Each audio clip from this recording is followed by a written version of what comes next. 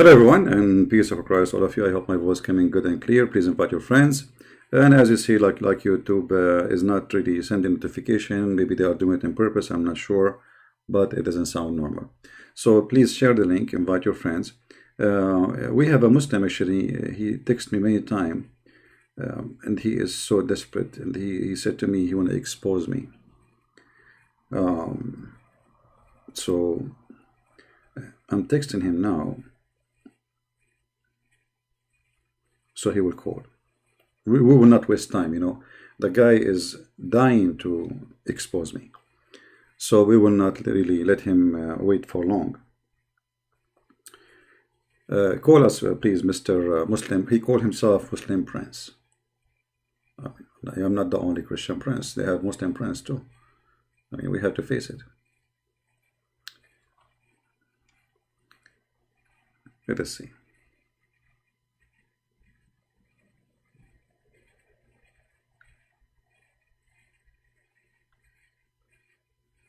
We are texting him.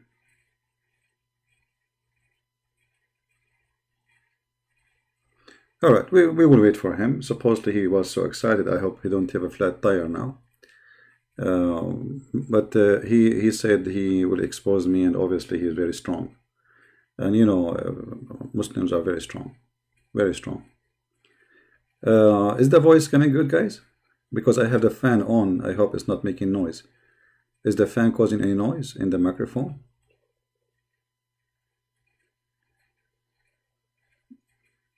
Let me know, please, if the microphone is fine.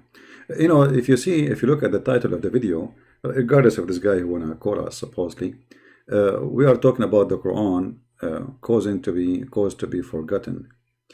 So look at this idea, and just to make it simple for you, until this guy he called us, who is very excited. I am not the one saying the Quran is forgotten. The Quran is saying that.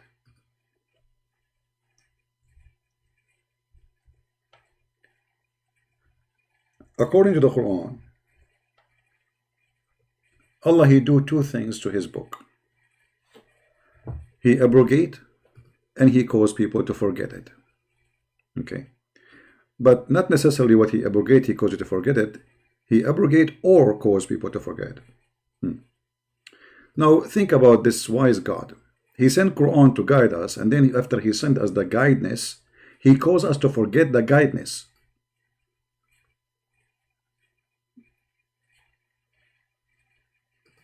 Anybody understand what I'm saying? There's a God, his name is Allah. He sent you a book, and then the book is sent for guidance, and then after he sent you the guidance, he caused you to forget the guidance. I mean, obviously, this is a top of wisdom. Do we have any Muslim to explain to us how in the world can be true? Hello? Brother and sister, Allah, he sent us a book, it's called the Quran, and it is the book of guidance.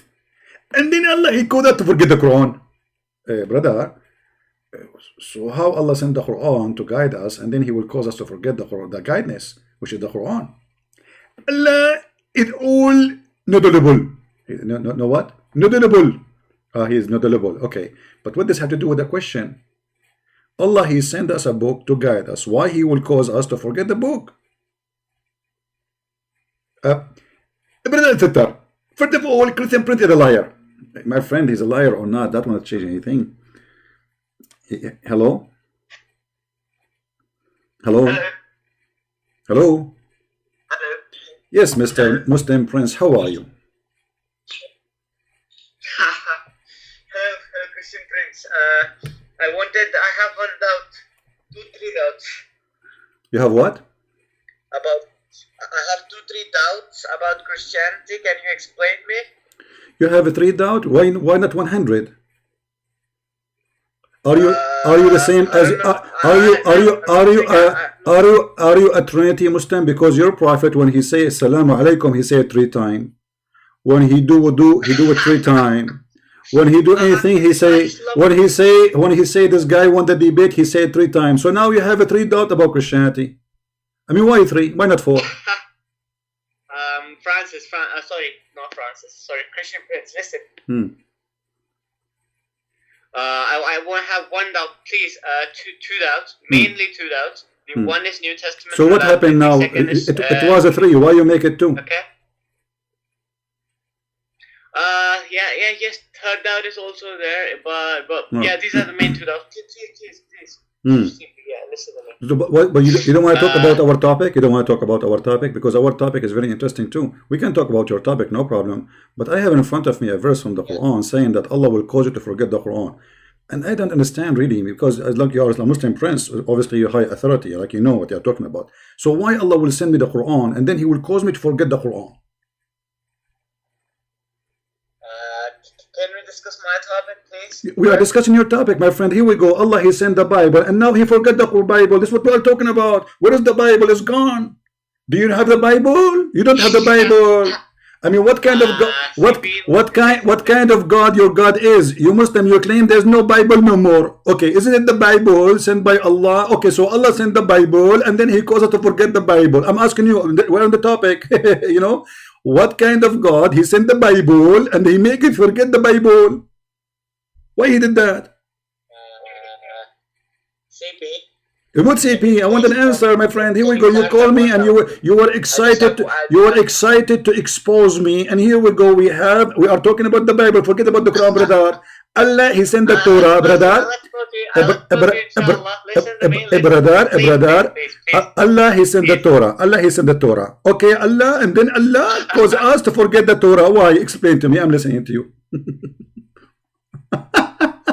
What a stupid religion.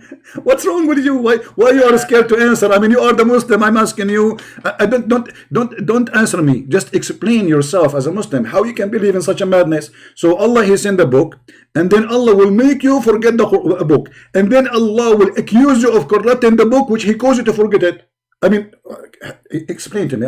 I'm really going crazy here, brother. I didn't understand your doubt. Okay, let me explain it to you more. Who is the one who sent the Torah? Allah. Okay. Where is the Torah? Like, what do you mean? Okay. See, it did exist in an uncorrupted form. No, where is that? No, my friend, don't tell me it exists. Where it exists? Do you have it? No. Okay, so did Allah cause you Muslim to forget the Torah? Allah didn't cause us to forget it. So where it is? It was distorted. If. So Allah, okay, isn't it the Quran says nothing but happen by the will of Allah? Yes. Okay, so but that's mean. Okay, so Islam also teaches us that Allah is all just. Since Okay. Allah is all just, like divine will and human will isn't like sync. Like I mean, you have both wills in sync. Like Allah doesn't force things to do, but everything that exists is like it is within the subset of God's will. Well, this is not what the Quran is saying. This is your own fiction. You know, look like you are watching too much cartoon, because the Quran says that Allah. Oh, here we go in the Quran. You see, our judge is the Quran, not your cartoon. You know, you are watching Mickey Mouse. This is the Quran saying that Allah, He entrusted the Jews to protect the Torah. So what Allah He did? Read the Quran, chapter 5, verse number 44. CP, do you want to discuss Camel urine? No, this is more, my friend, trust me, this Quran smell more than camel urine. This is stink. Don't change the topic.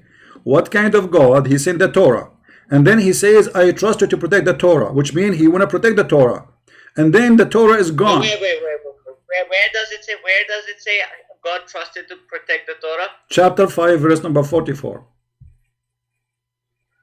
Wait, let me open chapter 5, verse number 44. Verse number 44.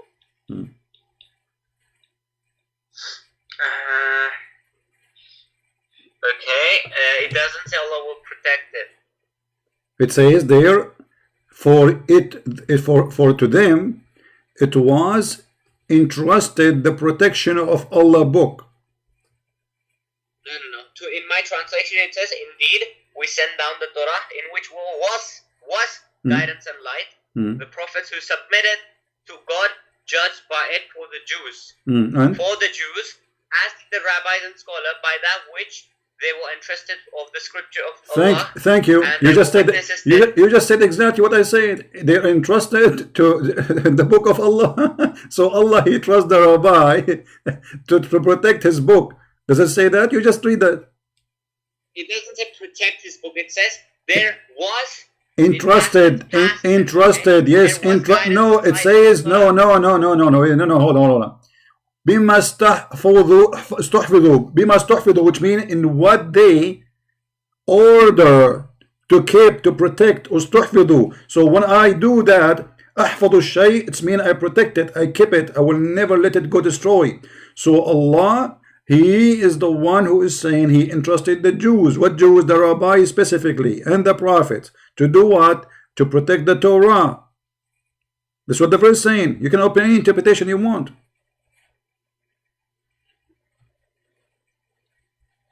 Just give me 20 seconds. No problem. I will give you 20 years. When will you clarify my doubt? Huh? I have one doubt. I have some doubts. When do you think you can clarify them? What? I have some doubts about Christianity. My friend, you are a Muslim. What doubt about Christianity? I am. My name is Zakir Naik. Doubt. You are a Muslim, so you don't say I have some doubt about Christianity. Either you believe in Christianity or you are a Muslim. Are you a Muslim or a Christian? I have a question regarding Christianity. Are you a Muslim or a Christian? I'm a Muslim. Okay, so what you are saying, I have a doubt about Christianity. This is a very untruthful statement, because this is something. No. This is a statement. Somebody will say, if he is a Christian, I have a doubt about my faith. But you don't say to somebody else, you don't believe it anyway, about I have doubt about it. This is silly from you to say. Speak as an adult, please. So don't change the topic now. What kind of God? He sent the Torah to the Jews, and he entrusted the Jews to protect the Torah. And then Allah, he confirmed that nobody can destroy his word, and nobody can exchange his word. And then Allah is saying in the Quran, in different verse, that Allah will cause even Muslims to forget the Quran, and to forget the Torah, and to forget his words. Does it say that, or I'm lying? Just give me 1 minute. Surah 544. Just check. Let me check something. Check something. Yeah. Okay.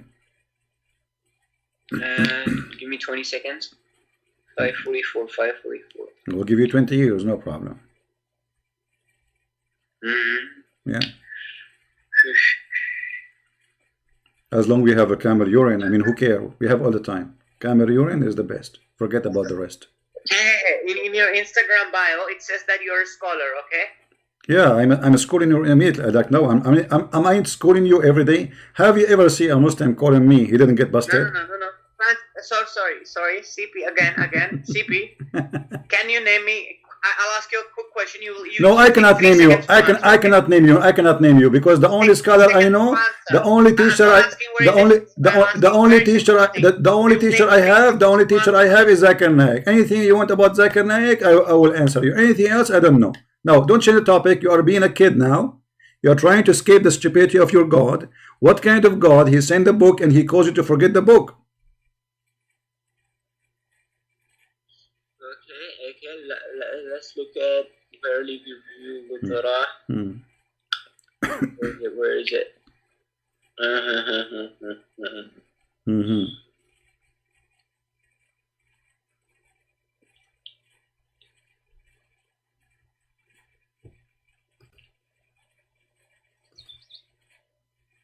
Okay, so what happened? Allah, he entrusted the Jews to protect the book. Was Allah wrong in his trust? Did he trust the wrong one? When I say to you, I trust you, what does that mean? Explain to me.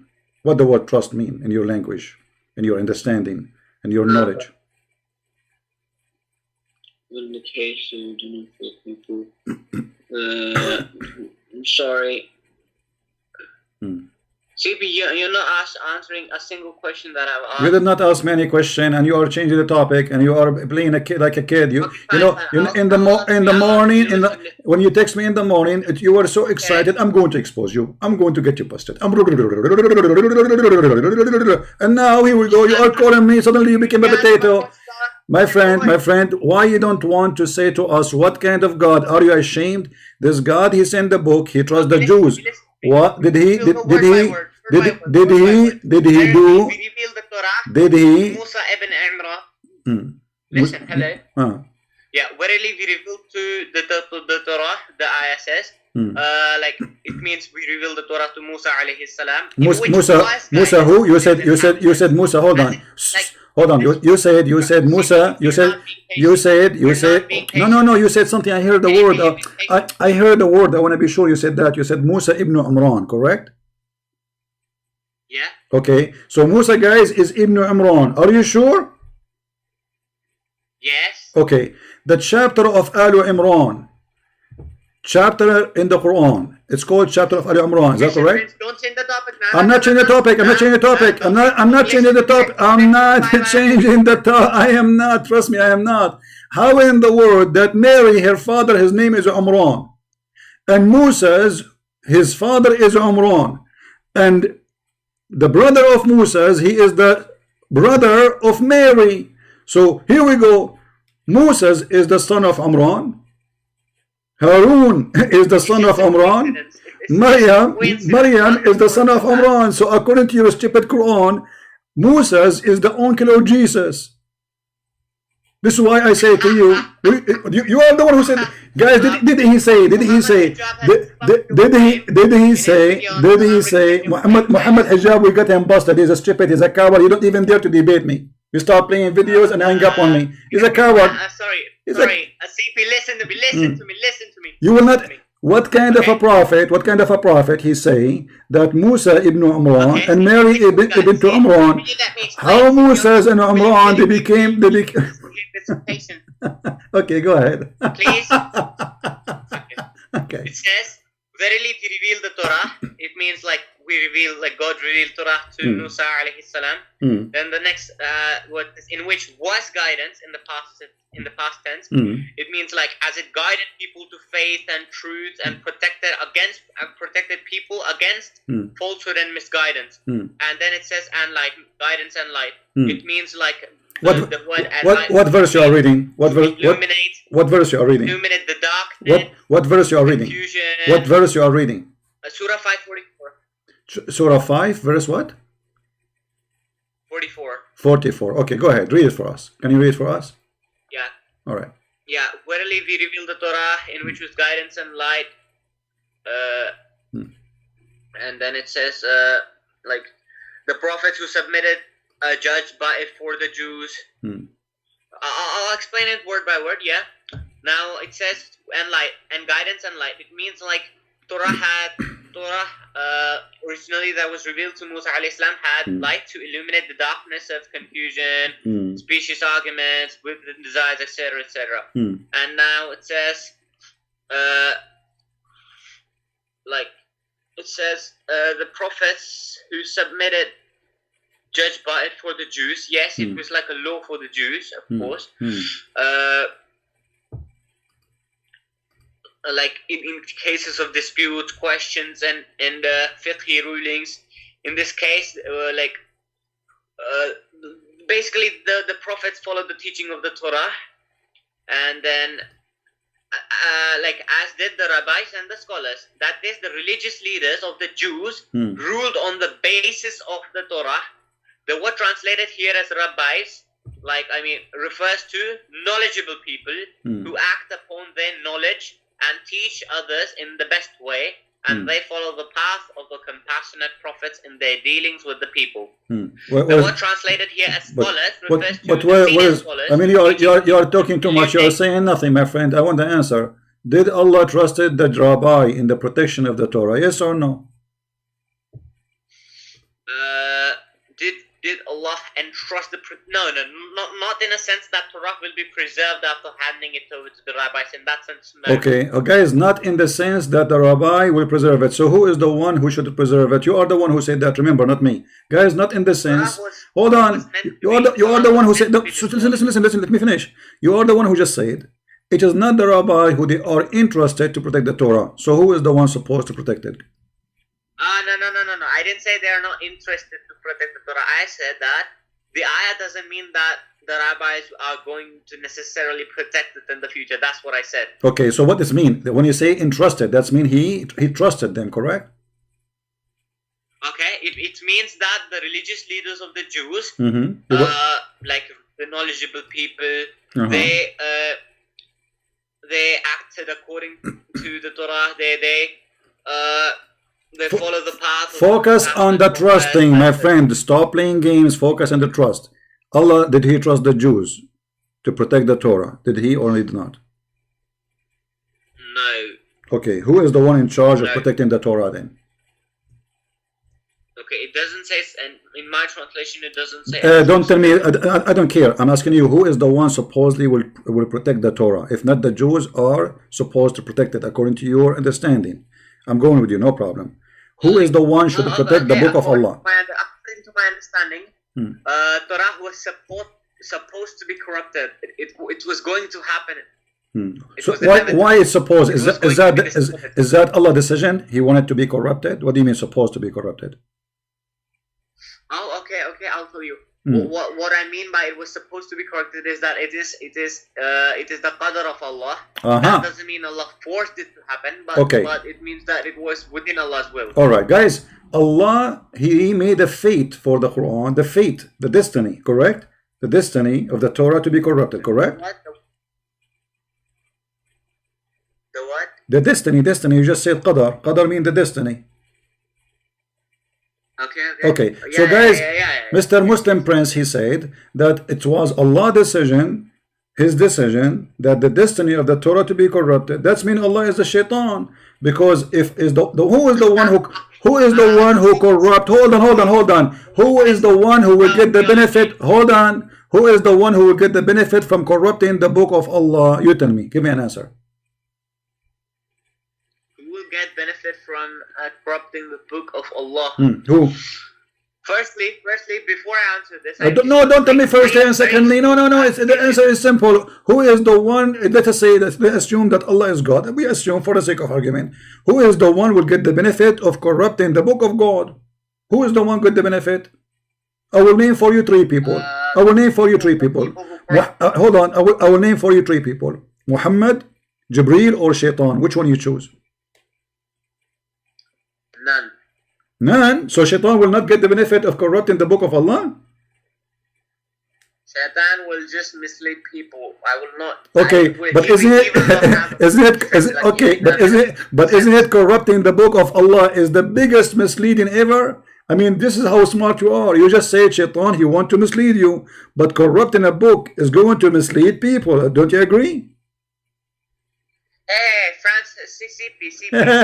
He kept calling me Francis. Somebody told him my name is Francis.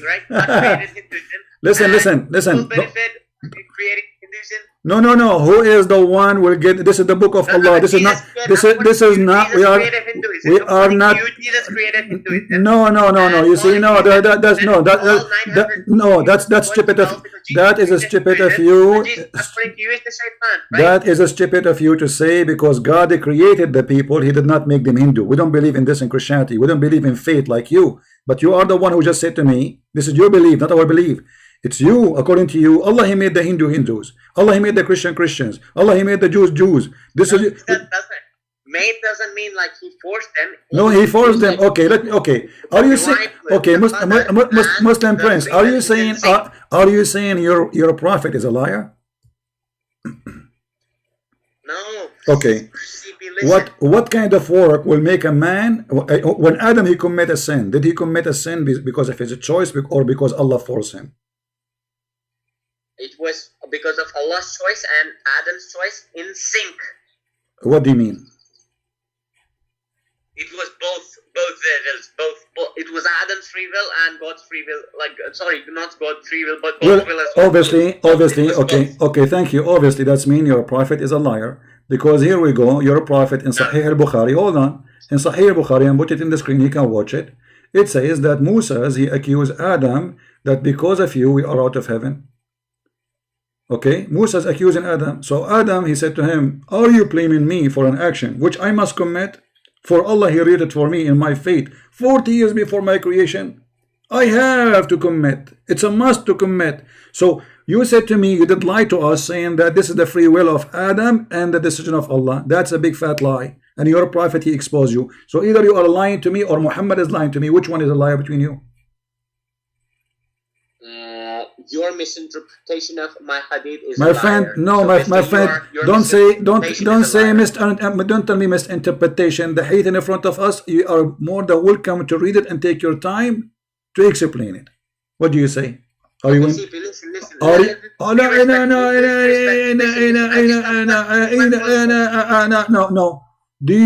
Are you willing to explain it to us? And then everybody will see that you are fabricating answers, have nothing to do with what happened. Are you willing to read it, or you are not willing to read it? CP, listen. I think we have spent enough time discussing your doubt. No, we are not. We did not get the answer yet. No, my friend, we have to get the answer. We get no answer yet. Don't force me to hang up on you. You promised me you will expose me. Either you get me busted right now, or you have nothing to say.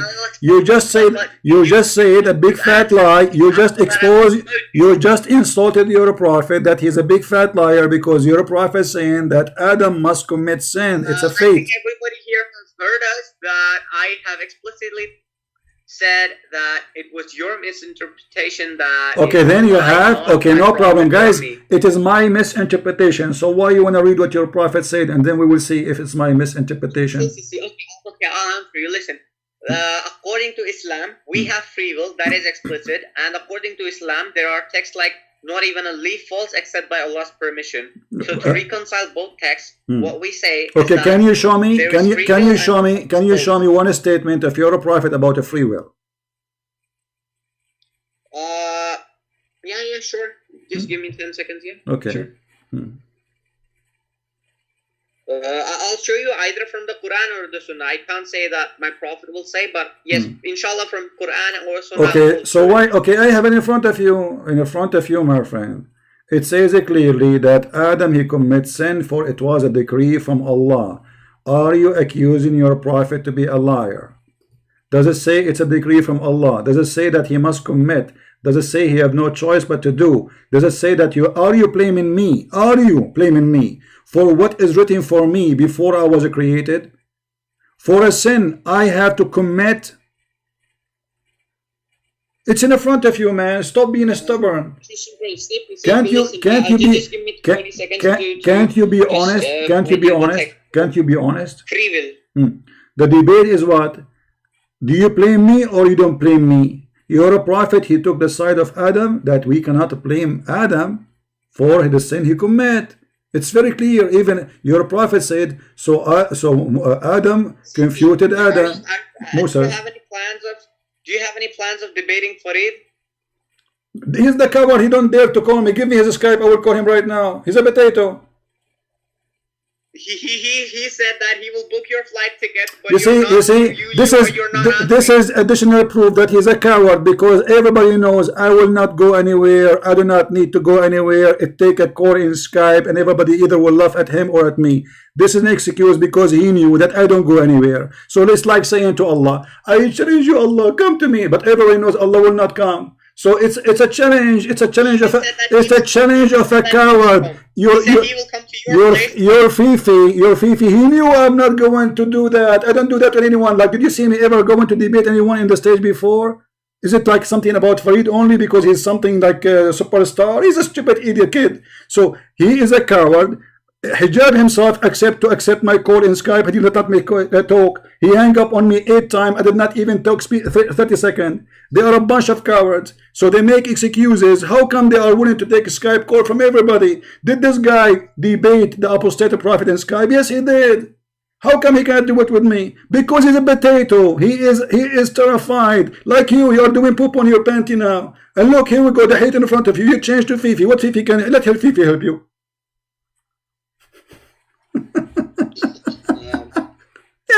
This Fifi, he speak in Skype always, or what he do is in YouTube. Suddenly he wanna fly to me.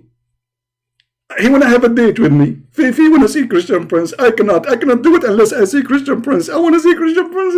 Please, I challenge you. I mean, isn't it obvious that this is a challenge of a belly dancer? Christian Prince, how old are you? I am in the age of your grandfather. What does this have to do with this, my idiot? Answer. Is that your prophet saying that this is the destiny of Adam and nobody can blame him? Nobody can blame him. Allah, he wrote in the destiny of Adam 40 years before he created him that this is a sin he must commit. Yes or no? No. Well, so read the hadith for us then. CP. CP, don't force me to hang up on you. Read it. It says, do you blame me for doing a deed which Allah had decreed that I should do 40 years before he created me? Then your prophet says, so Adam got the better of Musa's argument. And he repeat that 3 times like you. So Muhammad, he agreed with Adam that we cannot blame Adam for the sin he commit, for this is the decree from Allah 40 years before he created him.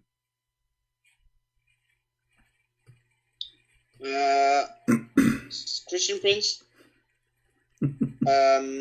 regarding see, we definitely believe that there is God's will and free will, of course, but don't tell me we believe. You see, you are changing the topic. Your prophet, I want you to comment what your prophet said. Your prophet, he agreed that we cannot blame Adam for his sin. He said it clearly. He didn't let me explain to you. He said it clearly. It's simple. Musa said to him, because of you we are of paradise. Adam, he said to him, no, you cannot blame me for something which Allah decreed for me 40 years before he created me. Your prophet took the side of Adam. So it's very simple. Can we blame Adam for his sin? No. Why? Because it was a decree of Allah. The hadith is very simple. Which hadith is this? Adam and Musa alayhi salam? This is all over. What do you want? I can give you tons of them. Which one you want? This is as an example here, Sahih Muslim, so you cannot say it's weak. Sahih Muslim, hadith number 2652. Hadith number 18. Allah tells us that man, okay, I'll give you by evidence right now that we have free will. Allah tells us that man believes and does righteous deeds from free will, then he enters Jannah, and when he disbelieves, he will enter Jahannam. Okay? What? And what say again? Oh yeah. Firstly, Allah says that Allah is just. If Allah. What this had to do with my question, man? Guys, Allah is just. No, Allah is not just. Let me show you. When you commit adultery, do Allah punish you for adultery? Yes or no? Allah can forgive. No, I'm not asking you. Okay, let us say somebody he commit adultery and he asked for repentance. According to Islam, still he will be punished. So let us say he repent, he forgive. But what if somebody he did not repent? Allah will punish him? Even if he does not repent, Allah can forgive. So Allah will not punish anyone for adultery? Are you saying that to me? No, I'm saying that except major shirk, Allah, it's up to Allah if Allah will forgive or not forgive. Okay, we will go to the shirk. Okay, we will go to the shirk. But if somebody commit adultery, and then he will go to hell for one of the sins he commit is adultery, Allah will punish him or not? Not necessarily. Maybe yes, maybe no. It depends to Allah. Allah will decide it on Qiyamah. Okay, no problem. So it's maybe yes, right? Yeah, it's maybe yes. Okay, is adultery is a choice you make or it is a decree from Allah? It is both. It is both. No, you are a liar. Read the hadith. Here we go. It's in front of you. This is the hadith in the screen. Read it for us.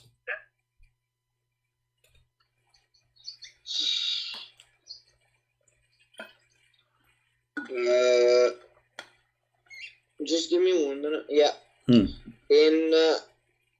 In Surah. Read the hadith. I have it for you in the screen. Don't tell me Surah Bura. Surah Bura. Listen. The hadith in front of you. Let me read it for you.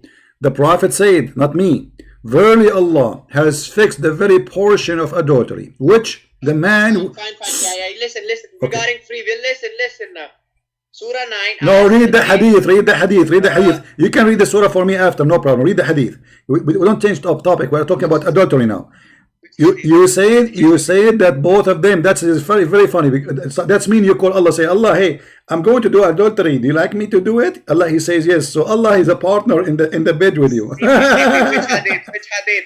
It's in front of you. It's on the screen. Hey, Sahih Muslim 2657b. 2657b. Okay. Yeah, and later we'll talk about coronavirus. Or I mean Quran verse, which is the same. 2657b. Okay. Book of Destiny. Read it. 2657b. 2657b. Yeah. Sahih Muslim. Yeah, 2657b. Verily Allah has fixed the very portion of adultery which a man will indulge in and which he of necessity must commit. The adultery of the eyes, the lustful look, and the adultery of... Okay, so okay. yeah. So it's a what? It's a necessity must commit. It's not a choice. Why you are lying to me, says the free will? It's a necessity. He must commit. So why Allah will punish you? How stupid this religion is. So is corrupting the Torah is a necessity he must commit? You are the one who said to me it's a qadr from Allah, it's a destiny from Allah to corrupt the Torah, and this is in total agreement with this. So Allah is the biggest fat liar. Allah is the biggest fraud. Okay, hold on. How you go sleep with the women and then it is Allah who decide for you before he created you that you will sleep with that woman, and it's a sin which against Allah. And then Allah will punish you for the sin which is against Allah. But He is the one who forces you to do it. Types of text which are in contrast. Take care, my friend. Take care. I have no time for kids.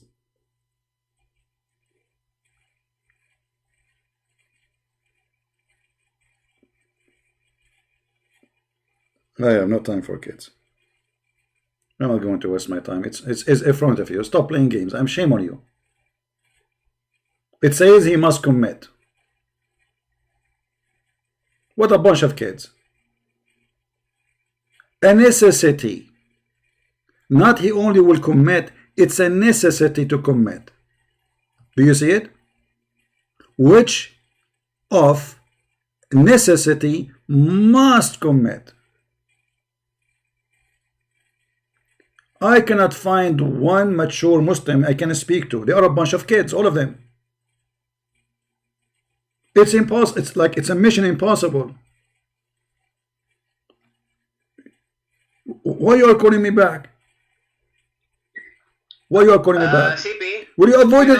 Listen, I'm not going to debate people who they are proven to be liars. You are lying. The hadith in front of you. It says it's a necessity. You must commit. Either you are saying this is what it says, be honest, or leave.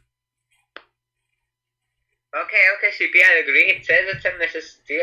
Okay, so how Allah will punish you? Okay, that's wonderful. And Surah 9, Ayah 70 are in a contrast. So whenever there are two texts which are in contrast, what you do is you try to reconcile them and form one doctrine. So you have one ayah that explicitly says, Surah 9, Ayah 70 explicitly says about free will. And the hadith Surah what surah? Surah 9. So you hold on. reconcile and say then hold on. that there is both free will and divine will. Hold on. Surah 9, 70 you said? 70? Yes, Surah 9, Ayah 70. 9, okay, so chapter 9, verse number 70, correct? Yeah. Okay, read it for us. Has not the story reached them of those before them, the people of Nuh, Ad and Thamud, the people of Ibrahim, the dwellers of Madian, and the cities overthrown? To them came their messengers with clear proofs, so it was not Allah who wronged them, but they used to wrong themselves. Okay, so you agree with this verse? Themselves. Do you agree with this verse? Yes. Okay, you see, this is the proof that the Quran is a false book. Because according to your God, your fate is written for you about your bad deed and good deed when He created you. So those people, they did what Allah, He made them do. This is not they are wronging themselves. And here you see the stupidity of the author of the Quran, because Allah, he said that there is no sin you will do. Hold on. Hold on. I gave you. Let's say there is a swimming pool. Okay. What? Let's say there is a swimming pool and a person is about to jump. He's standing on the dive board, okay, and he's about to jump, and I go, like, that person's name is CP, and I am behind him, and he's about to jump, and I push him, and my push and his jump is exactly at the same time. So will you say that he jumped by himself, or would you say that I pushed him? Well, which one is it? But you see, it's both, right? But you see, you have no place in the Quran it says that both happen at the same time. You are fabricating your own story. Yeah, because okay. Let me ask you. Allah Hold on. Who is the one who make people kuffar?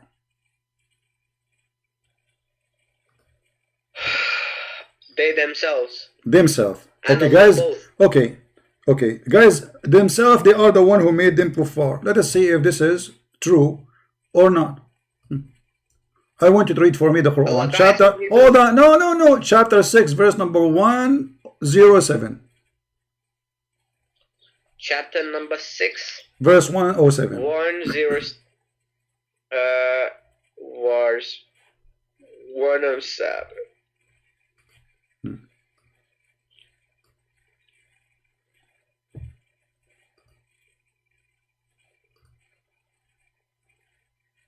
But if Allah had willed, they would not have associated. And we have not appointed you over them as a guardian. Are you nor are you so a manager.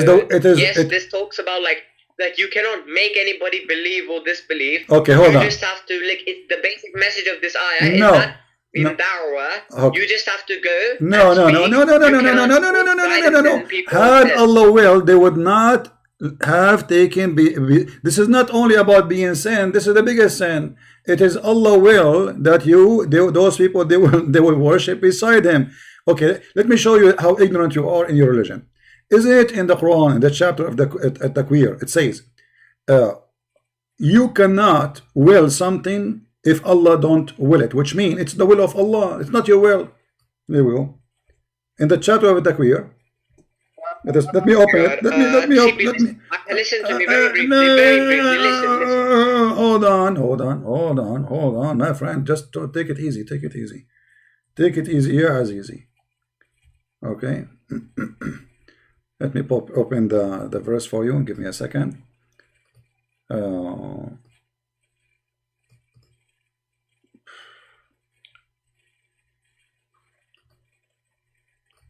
CP, are you an Islamic scholar? I am the master of Allah, not only scholar. Your Allah himself cannot. Instagram, your Allah himself, he cannot debate me, my friend. That's the truth. Can you name me one ulama, one scholar can you name me one scholar who said that camel urine is haram? Name me one scholar. One scholar is camel urine haram? There's many of them. Anyone who don't agree with the hadith of any hadith, he will say this is not allowed. There's tons of them. There are thousands of them. Because you Muslims, you keep disagree about anything, even the one which agree about. The Muslims at the end of the fatwa, they say the scholars, they agree about not to agree about this topic. And you are telling me which scholar? So basically, urine according to the madhab of Imam Abu Hanifa and Imam Shafi'i is najis and it is impure. My friend, it doesn't matter. Why you are changing topic?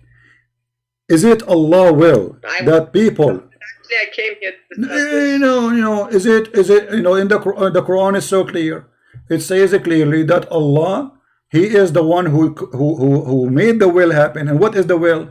That anything you do, it is a destiny for you. And this is one of the basic belief in Islam. If you don't believe in the qadr of Allah, you aren't a Muslim. Let me make it simple for you. If a baby is born, he's a Muslim. Hold on. Just make it simple. Just the final hit in your nose.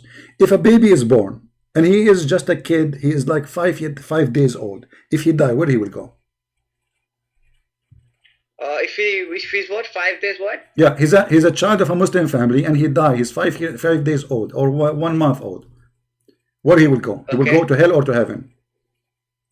On Qiyamah, there will be Allah will ask the mentally insane people, like in this life, who died as children who were mentally insane, those children, those people. Allah will ask him. Allah will ask him in the judge. Allah will ask the infant in the judgment day. Ask him for what? The guy, he did not do anything.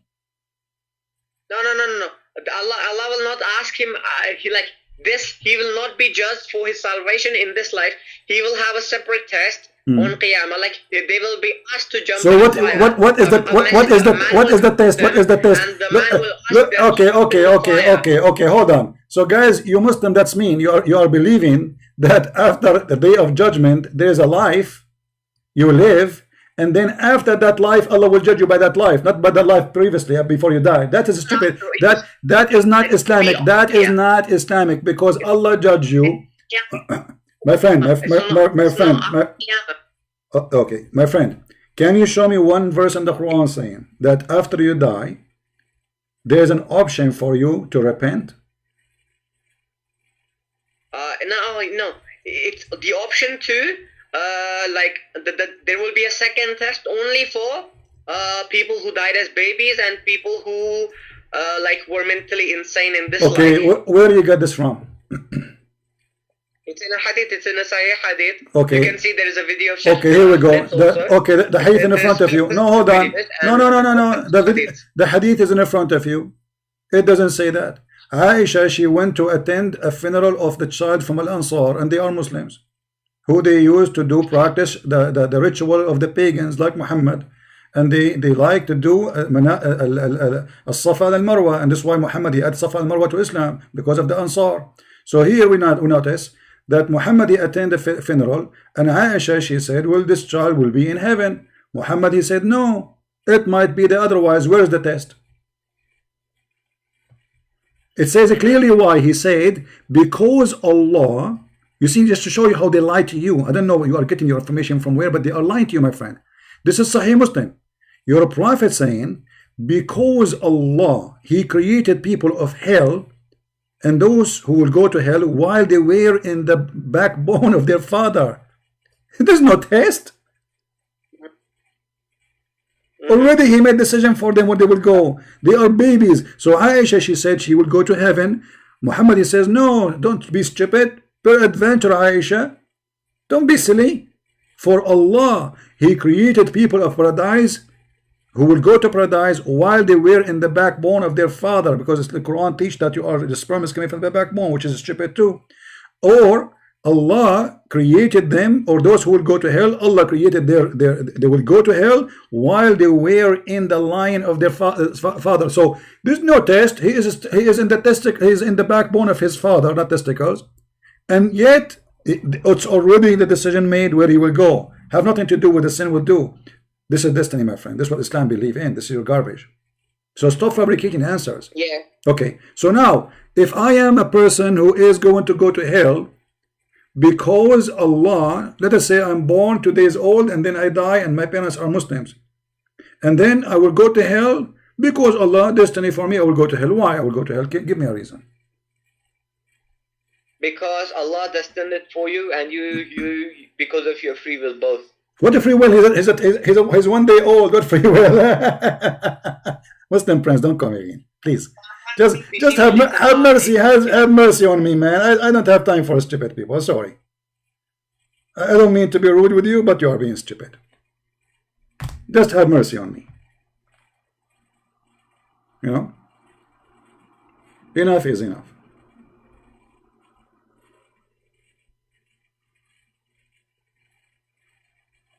I mean, can you believe stupidity, how far it can go? And if you are trying to call me, if you're not a Muslim, don't call me. I will hang up on you. Only Muslims can call me. If you are a Muslim, you can call me. If you are a Christian and you call me right now, not only I will hang up on you, I will block you. Only Muslims can call me. And we are here to prove that Islam is stupid. And this is why you see stupid answer from Muslims. Hello? Hey, CP, Ultimate Daddy, Ultimate. Oh, so here we go. We have the idiot Ultimate Fort. How are you, Ultimate Fort? So where we stopped last time? Where we stopped last time? Do you remember? Do you remember? Oh, hold on. Let me turn the YouTube down. Hold on. Do you remember when last time we hang up on you and why we hang up on you?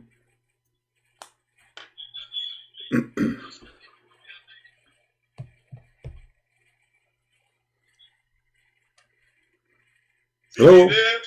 Yeah, last time I did laugh at you very much, and we die laughing. You said that the heaven of Islam is one heaven, and then you said it is 100 floor. Now, is that in the Quran or this is in the Hadith? First of all, yeah, squeeze it. You coward, you said to me, you don't believe in the Hadith. The Hadith written by the Arab. I don't believe in the Hadith. I believe in the Quran only. And then when I asked you about the Jannah, you said to me it's 100 floor. Is that from the Quran or from the Hadith? I said, let me repeat exactly what I said. You have the video. It's right, it's recorded. Like I said, you're lying, you'll be lying. I said, there is one Al-Jannah.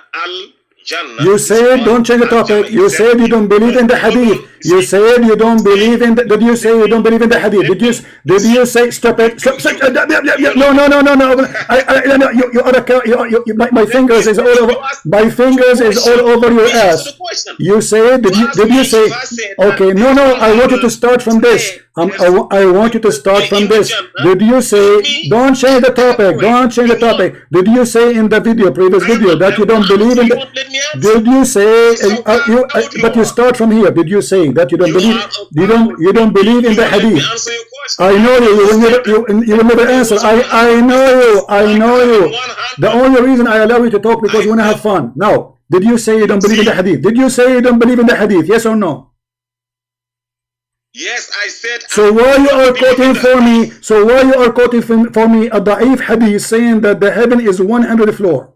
I never quoted a hadith. I said, listen to me. I said, it's like having 100. I even From where you get this? Okay, guys, he did not quote a hadith. The coward, he did not quote a hadith. Okay, you were quoting what? Okay, guys, okay, so you were quoting who? So are you fabricating your own? Are you fabricating? Shut up, coward, son of Mut'a. That's mean you are making your own hadith if you are not quoting hadith. When you say it's like 100 floor, brother, coward.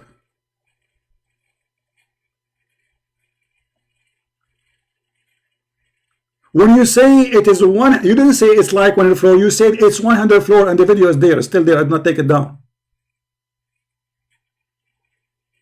And you are quoting your prophet hadith, you donkey. Because if you are making it up, if you are saying it is 100 floor, that's mean you are a prophet and you know what nobody knows. This is heaven. How you know it's 100 floor? Where you get this from? If we go in the hadith right now, we will find in the hadith exactly as you said. For you are a coward, you are a potato, you are a son of Mut'a.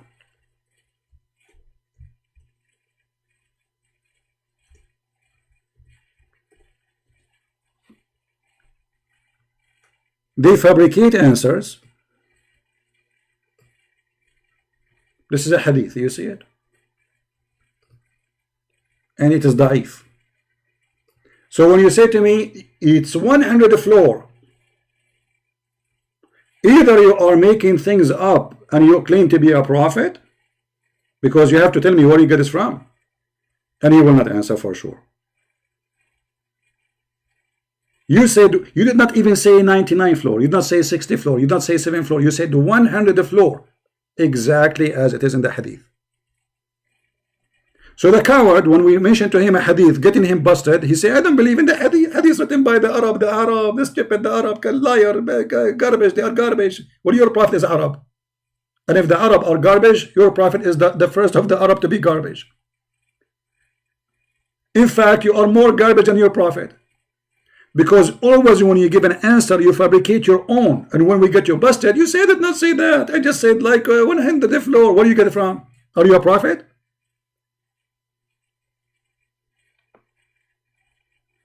Coward. And when we say to him, okay, this verse is according to interpretation, my understanding, so we have tafsir, it's called today tafsir of ultimate fault. Ultimate fault, he became a religion by himself, he's a prophet, he knew that heaven is 100 floor without knowing from Muhammad. Allah told him. He received a phone call from Allah, Allah told him, ultimate fault from Nigeria. My heaven have 100 floor.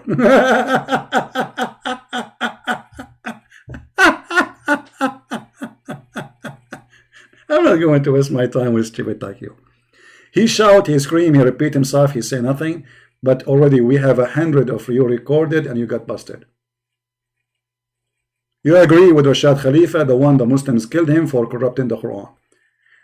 You agree that the Injil is a word, this you agreement, not an agreement, is an Aramaic, which everybody is laughing before. This is a Greek word. And you just agreed by saying that the Injil is Aramaic. That means Jesus is Aramaic, because the Quran saying we never send a messenger unless he speak the tongue of his people. We have you recorded all over, and everybody is laughing at you.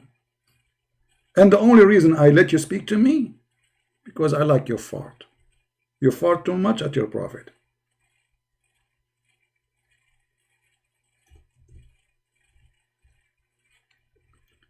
The Quran said, I mean, this donkey, the same as hijab. He said to David Wood, by the way, Elijah, I mean, God is with us. Where do you get this from?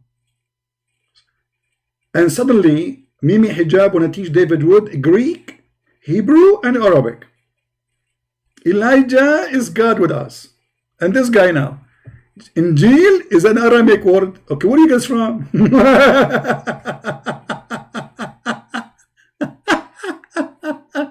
Don't ask him. Don't ask Ultimate Fart where he get his answer from. He have answer, but where it's coming from, don't ask him. He do not need to tell you. He's a genius by himself. He's a prophet.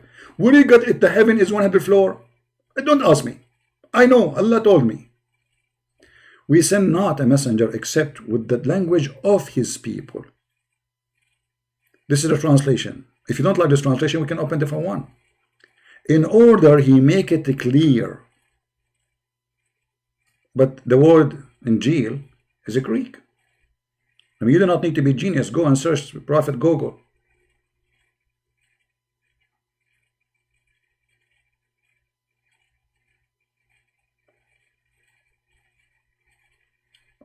My problem with Muslims, I cannot find one mature Muslim. All of them, they are a bunch of kids. And they are desperate trying to say, I can answer you. By what? By fabricating my own answers.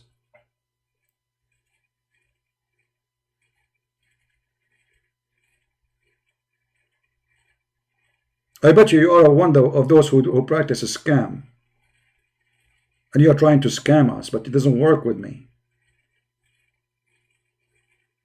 I give him the mic for 10 minutes, 15 minutes, and then he say nothing. His answer is his answer. It's not Islamic answer. Nothing this guy he say is in agreement with Islam. And when we say to him, do you see what your prophet said? He don't agree with it. I don't believe in the hadith. The hadith is the scholars of Islam, they say clearly that the one who don't believe in the hadith is not a believer. He's not a Muslim. He's a kafir. Let me show you the fatwa.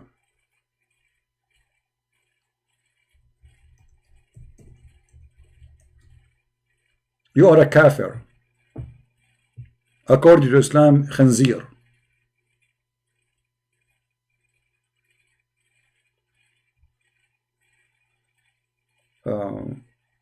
Let us see. You are a mushrik.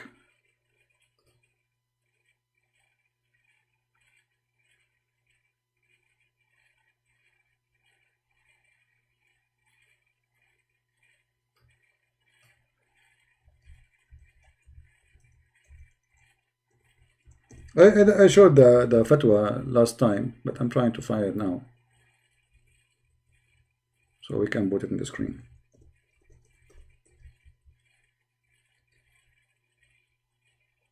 Here we go. And the fatwa is in English, so we do not need to translate. This is the Muslim website stating clearly who is the one who reject the hadith. Islamic question and answer. Those are from Saudi Arabia, Sheikh Muhammad Salih Al-Munjid, one of the biggest mullahs, potato follower of Muhammad in Saudi Arabia, very famous. Does the one who reject the Sahih hadith become a disbeliever? This is the question. Question number 115125. The answer, yes, he is a disbeliever.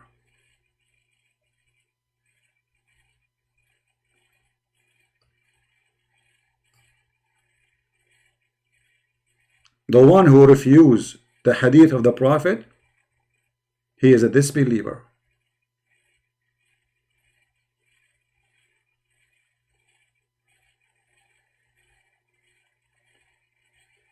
So we know we are not debating somebody about his belief. We are debating Islam. Not somebody want to create for me his own belief, individual belief. I'm not debating you about that. You take your belief and make shish kebab with it.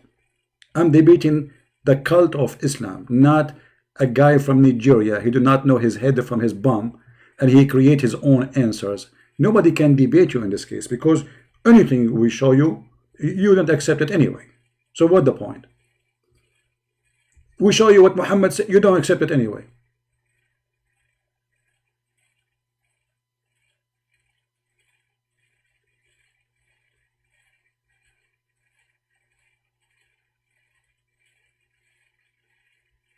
And as you see, the one who refuses is a disbeliever.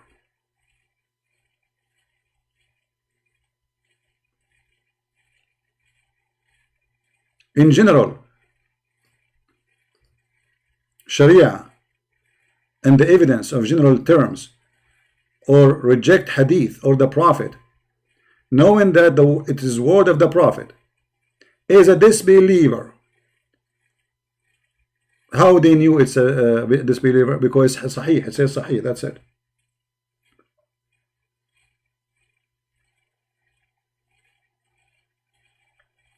But the coward, in order to prove a point, he is willing to quote for me a weak hadith, and then when we show him something very strong, he say, I don't accept any hadith. All the hadith is written by the Arab liars. Isn't it the Quran written by the Arab liars too, you idiot? How you get the Quran? From the Nigerian people?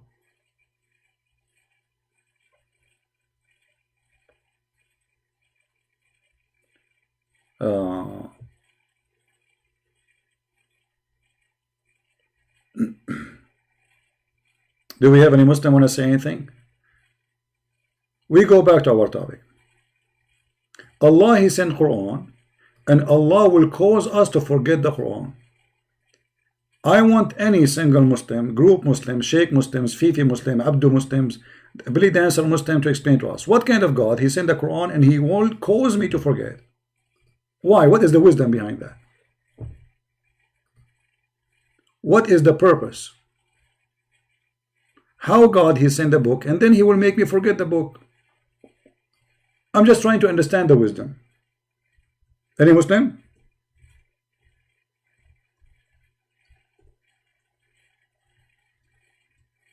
I will send you a song, and this is song to sing for Allah, and this song have wisdom about Allah, and this song have a guidance for Allah, and then you recite the song and memorize the song, and then I will cause you to forget the song. Why?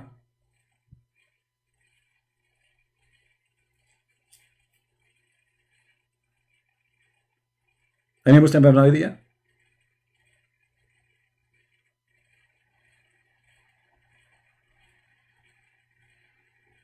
No, we have enough recording from this ultimate fart. We have like 100 recording. People, they can die laughing. You can make a movie from his videos.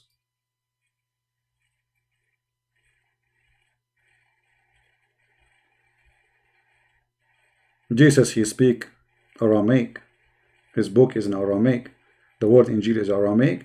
And the Jews are Aramaic. Actually, they are not. According to him, Jesus was sent to the Greek.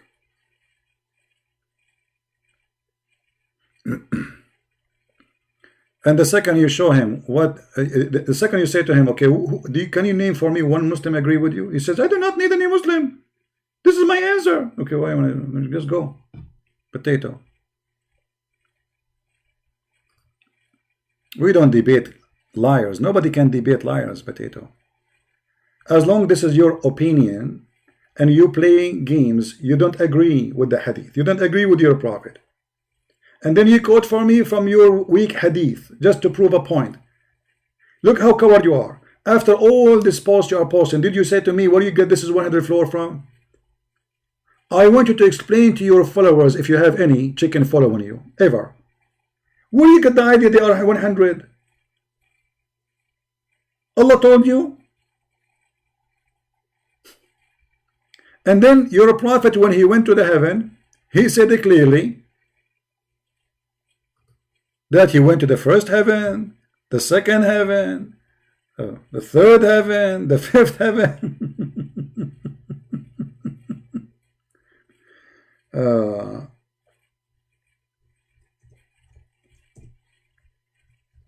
When you debate a kid, you will turn to be a kid like him.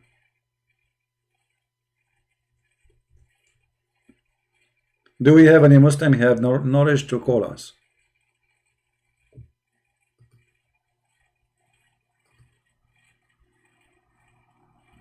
Anyone?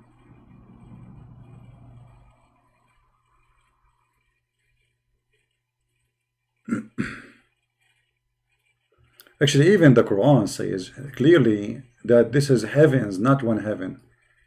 I mean, this guy, he is not only certified donkey. وَلَهُمْ جَنَّاتٍ, many heavens. This is Quran. He will say it's weak. Jannah is one. Jannat is many.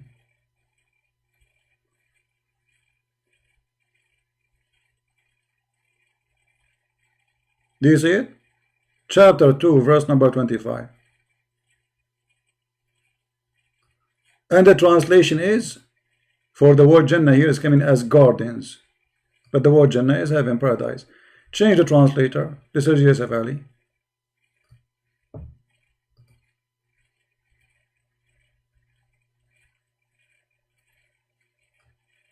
What the word here? Jannah. But coming as how many? Jannat. Jannah is one heaven, Jannat is many. And when you say Jannat, it have to be 3 and more. And Muhammad described them as 7 heavens.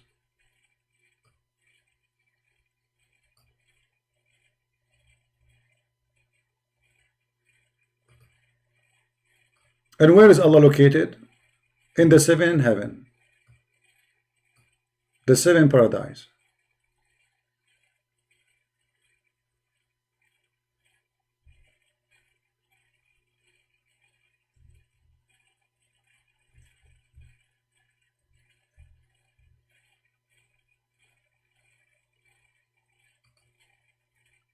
As you see, after he finished supposedly working, creating the earth, he went to heaven and he sat in his throne. The Muslim, they say here the word istawa does not mean set, it's mean he level himself, but it's obvious, it's a chair. I mean, this is funny. So istawa, what does that istawa mean? He level himself on the chair. It's a chair. The word here coming in Arabic is arsh. Arsh means throne, but in different chapter, there's a chapter actually, it's called the chapter of the chair. The whole chapter is called the chair. Kursi, which is not an Arabic word.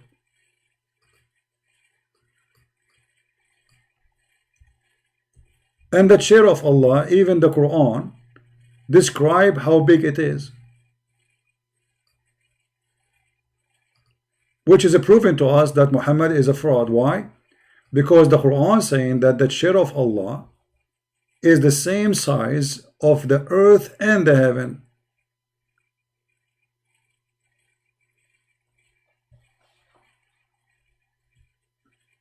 How that can be? Unless the earth and the heaven, they have one size. His kursi, this is a Muslim translation, extends over the heaven and the earth. That's it. This will extend. That is extend. There's no more. So the chair of Allah is limited to the size of the earth and the heaven. That means there's heaven and there's earth. Let us make a drawing so people can see the stupidity.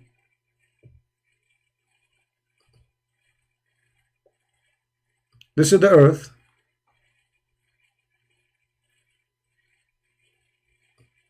And then there is a heaven in the top of it. Let us make it like a square or whatever you want to call it.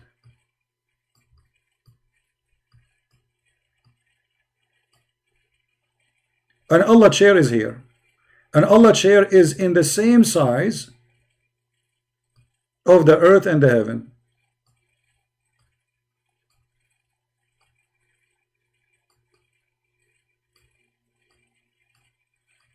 And Allah is sitting here watching TV. Does it say chair? Yes, it says chair.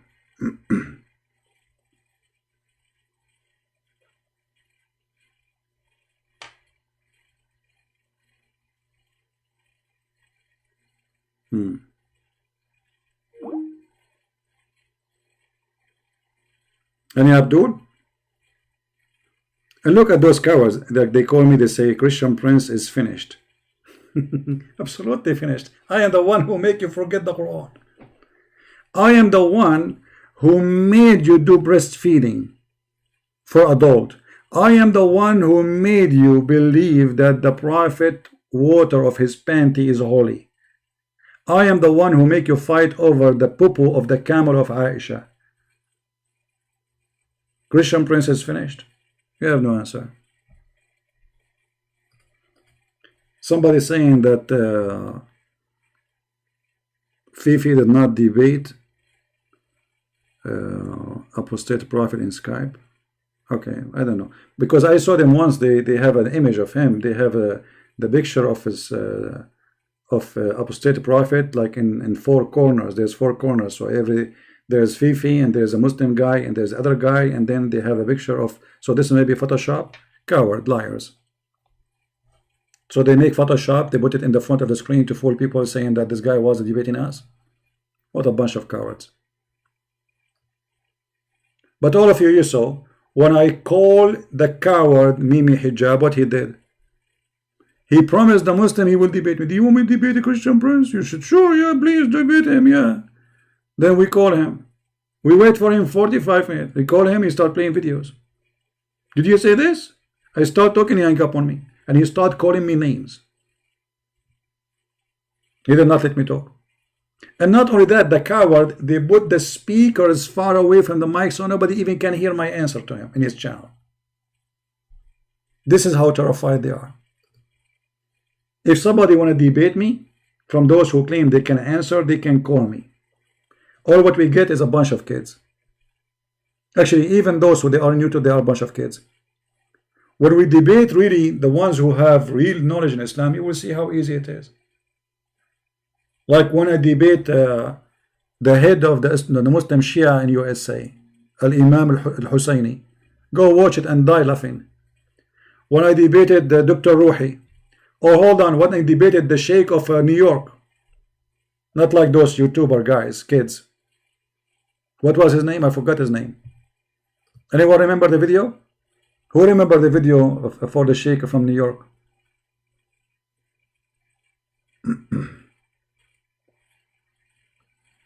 Well, they have no intention to have fair debate. On why you expect a Muslim to have a fair debate? They will never be fair with you. This Islam cannot be fair. Muslim is not allowed to be fair with non-Muslims anyway.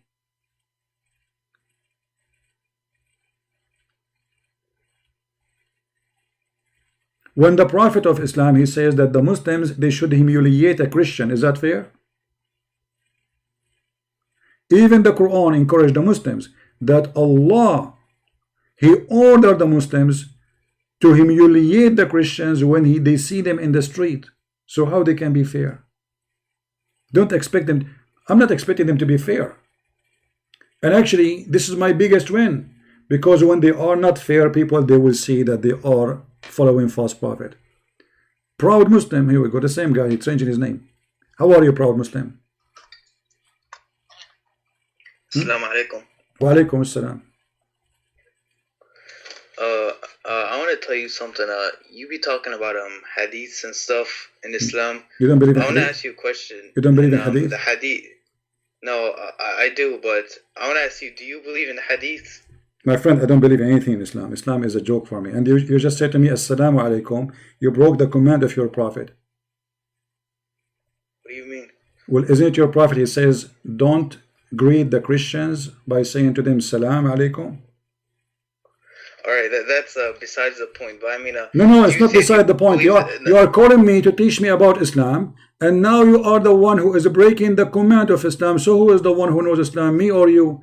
How you say to me? Are you upset that I said Assalamu alaikum? No, I'm not upset. My friend, I'm talking to you nicely. Don't be upset from me for speaking loud. I'm just asking you how you say to me Assalamu alaikum, and you are calling me to school me about Islam. But you should know that the Prophet, he forbid you to say that to me. The Prophet said, don't initiate saluting to the Jews. Don't say to them Assalamu alaikum. La tabda'u al-yahuda wal-nasara bis-salam. And you speak Arabic, as I understand. Yet you call me and you say Assalamu alaikum. There's one of two choices. Either you are ignorant in Islam or you are a hypocrite. Which one is you? You want to talk about, you want to say, he said Prophet Muhammad said all these bad things, but he had many fulfilled prophecies. This is not the question now. Don't change topic. I promise you, I will talk about the prophecy, no problem. But did your prophet say, don't say Assalamu alaikum to Christians? I'm going to be honest, I never heard of that. Okay, no problem. Guys, he never heard of that. I accept that from you, and I will believe you, no problem. Now, you tell me there is many fulfilled prophecy from the prophet. Give me one. Yes, in Sahih Bukhari, book 1, Hadith 63. Read the hadith. Prophet Muhammad said that the Arabs are going to be competing in tall buildings, and that's true right now. It's happening right now. Okay, do you accept this hadith? Yeah. Okay, I want you to promise me that you will not say I don't accept it. Alright, I won't. Alright. Guys, he is a person who said he accept the hadith. Read the hadith with me. Because your prophet, he said that many things will happen, and one of them which is going to happen almost at the end, that they will have high building. So look what happened. The judgment day will not happen till bigger groups fight each other, and whereupon there will be a great number of casualty and in both sides, and they will be following the same religion doctrine. So what? There's two bigger group. They will have a big war, and both of them, they are following one religion. Okay, then the 30 Dajjal will appear. The 30, not the first one, the 30. And then each of them will claim that he is the messenger of Allah, and then tell the religious knowledge taken away from the people, which means there's no religious scholars. Number 4, the earthquake will increase in number. Number 5, time will pass so quickly, which means that they will become short. It's not 24 hours no more. And number 6, affliction will appear. Number 7, al-harj, which means people killing each other and will increase. And then number 8, till wealth will be abundance, which means if you see money in the street, nobody will collect it. And then nobody will pay zakat. And then people will compete in each other in construction of high building. So look how many things have to happen before the Arab they start building high building. So your prophet is a false prophet because none of those things happen. But how do you know it's like they were supposed to be like one after the other? They could don't, my friend, can't you read? Can't you read? I have it on the screen in front of you. It says number 1, number 2, number 3, number 4. Those things have to happen. He is mentioning in order. The hour will not come. You don't start from the end going to the first. You start from things to happen from now and then until you arrive to the time of the judgment day. So the prophecy you gave me proving Muhammad to be a false prophet. And by the way, the Arab, they have high building even in the time of Muhammad, because the Yemen, they have those high buildings since before Muhammad. So what we will do now? What we will do now? Your prophet is you are the one who gave me a hadith to prove that Muhammad is a fraud. And you know, there's another hadith where Muhammad says. My friend, what's your name, if you don't mind? What's your name? Abdul. Abdul, Mr. Abdul, you are the one who chose this hadith for me to prove to me that Muhammad is a prophet. The conclusion, do you agree with me that this hadith proving that Muhammad is false, because the Arab will have high building after 30 Dajjal came, after the no money when you need money. Do you need money? Do you need money now? I mean, do you work? Everybody needs money. People getting poor. Bangladesh is the biggest Islamic country in the world. People are dying from hunger, my friend. Somalia. So you're a prophet saying when those things happen, then the Arab, they will have high building. Nobody will collect money. People see money in the street, nobody will take it. So if this is what your prophet said, and this is the proof to you that Muhammad is a prophet, that means Muhammad is a fraud, Mr. Abdul. Well, I don't know, but all right. There's another prophecy where he said, okay, Muhammad says, we will go. Okay, hold on. So guys, there's another prophecy. So this prophecy was false. Do you agree with me? I don't know how to respond to that. What do you mean? You have to respond. You are the one who chose it. We cannot jump to different one. I mean, we cannot do that, my friend. We are making hummus here. So you have to tell me the proof is in front of you. Muhammad is a fraud.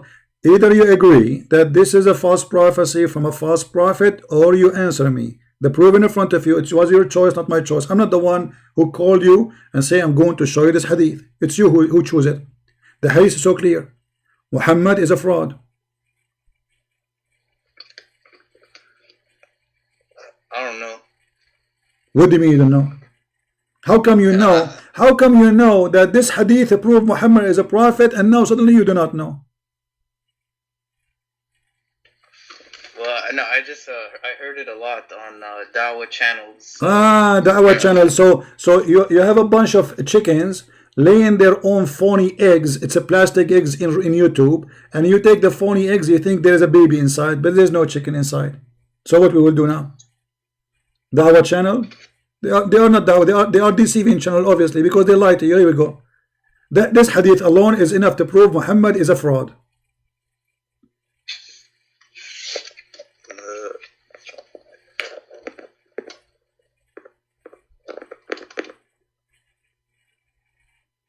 But the time is passing so quickly. Yesterday it was only 3 hours for me. I don't know what happened. He hang up.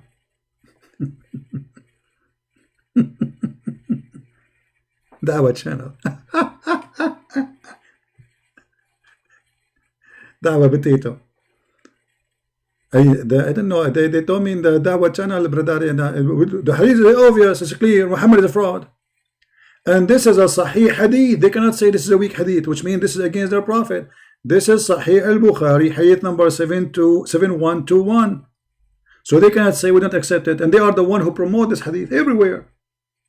But now after a Christian prince, he got them busted, they will say, oh, this hadith is wrong. We don't accept this hadith, brother. People will walk in the street and nobody will collect the money. Why? Since when? Why food became for free? The sky is going to send sardine. Yesterday I opened the door. I did not go to the store. I found sardine coming from the sky. The prophecy of the prophet is happening. Sardine is coming.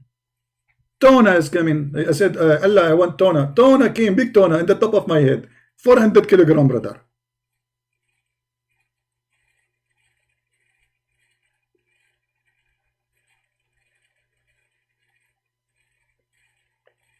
So Muhammad is a fraud prophet. So you can call him prophet. We will keep calling him a prophet, but he's a fraud prophet. He's a false prophet. That's it. We cannot take the name of prophet from his name, because that is going to be attached to the word of fraud. When Muhammad is saying, let me tell you a prophecy, my friend. Muhammad, he predicts science. Muhammad, let me show you a prophecy. I will help you. Call me back, my friend. Call me. I don't know why you hang up. Look at this prophecy. How Muhammad knew this unless he is a prophet? Allah told him. The messenger of Allah said, the man water is thick and white. The prophet, he knew that the sperm of the man is white and thick. Amazing how he knew that. Looked like maybe he used to have a sperm too. Maybe, I don't know. And women water is thin. Why women water is thin and yellow? Muhammad, he think women, that water in her private part, this is a sperm. Look at the idiot.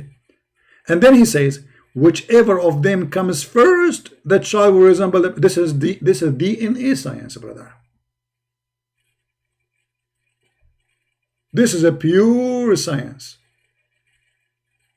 I mean, how the prophet knew that? Obviously, he's a prophet. Only prophets of Allah knew that.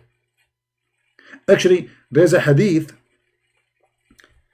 where a Jewish, the story is saying like a Jewish guy came and he asked him, or let's say they claim that he is from the friends of the Jews or something like that. They are confused about it. He came to him, he said to him, Prophet, I'm going to ask you 3 questions. Nobody knows the answer of them unless he is a prophet. And here you see that's how the stupidity of the story starts. If nobody knows the answer for those things except a prophet, but the guy who's asking the question, he knew the answer. Read. Brother, I will ask you about 3 things which nobody knows unless he is a prophet. Okay. I mean, the introduction is so clear. Nobody knows the answer unless he is what? He is a prophet. But the guy who's asking the question, he knew the correct answer. That means he's a prophet too. Have you ever heard of a stupidity more than this?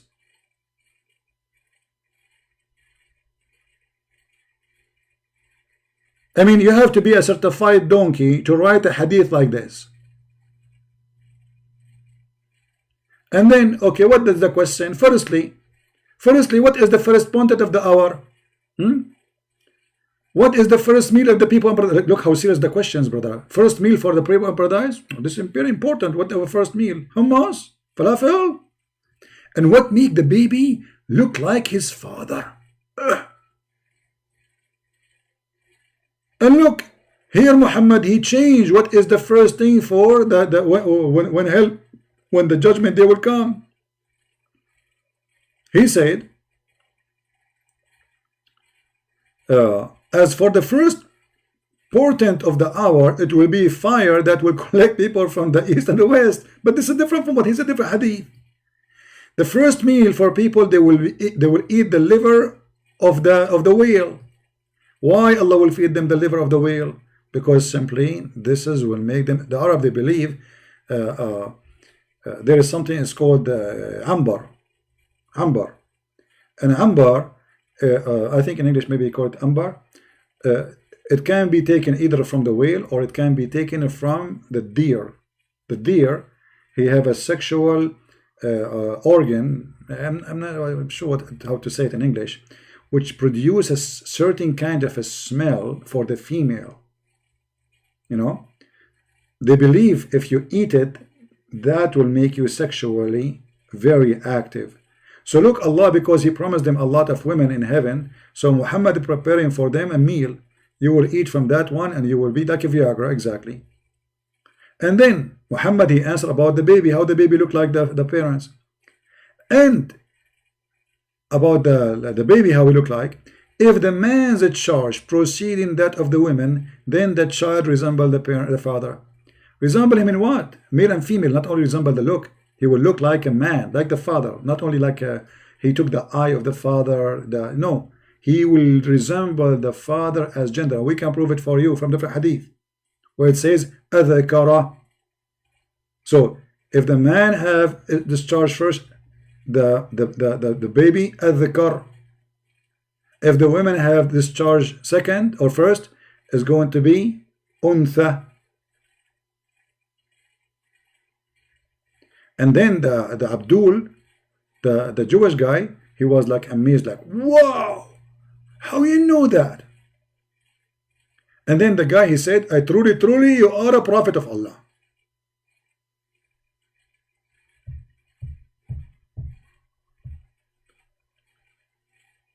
We have 527 people here. Don't forget to give us a like if you like what we do. Don't forget to subscribe.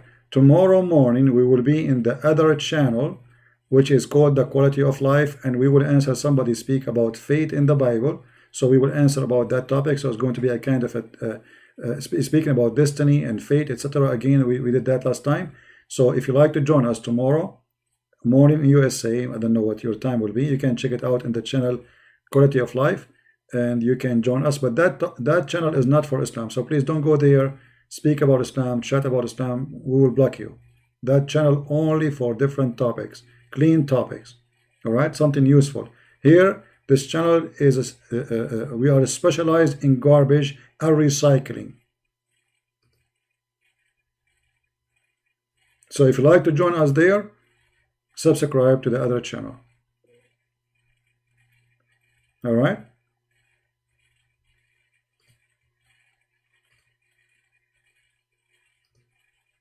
Any Abdul?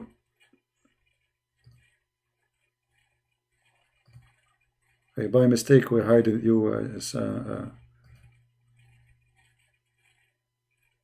that Sam Shamoun?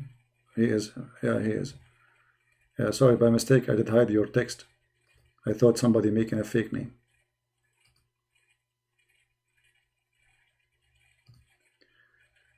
Any Muhammadan?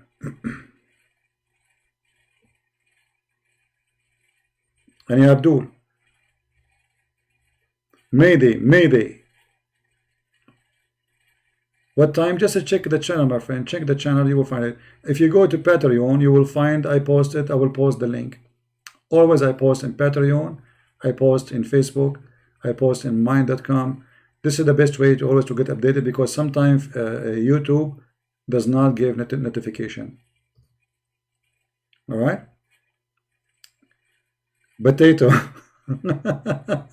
Potato.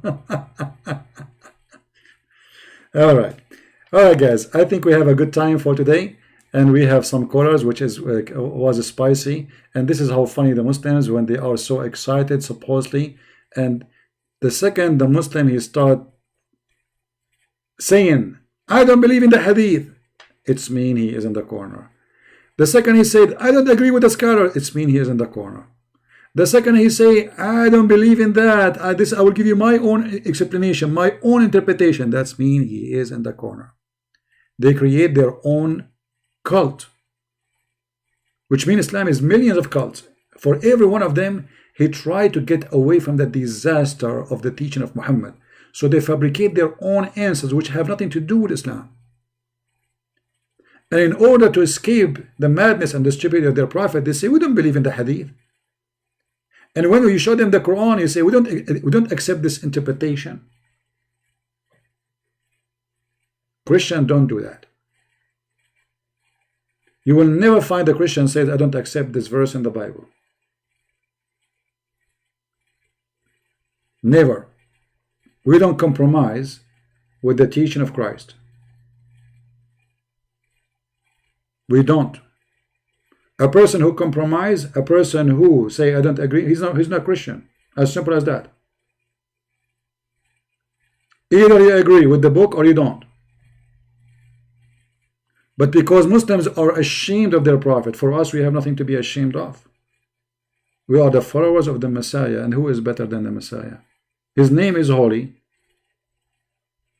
His words is eternal. His act is miracles. He himself is a miracle. How we can be ashamed of him? We cannot. In the other side, they have a guy. He have sexual relationship with the children. He's a thief. He's a killer. Even the Muslims accuse him that he steal a piece of clothing, which it might be underwear or panty or bikini. He fornicates with his own son's wife. He flirts with her when she is married. He forced his son to divorce the women so he can have her.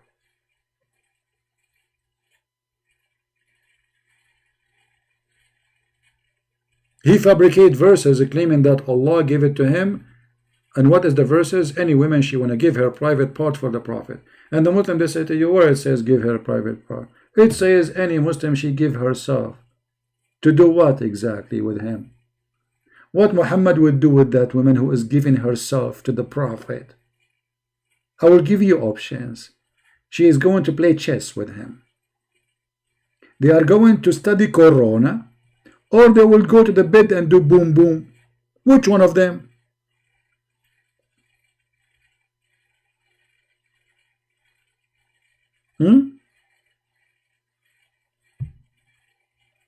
Which one?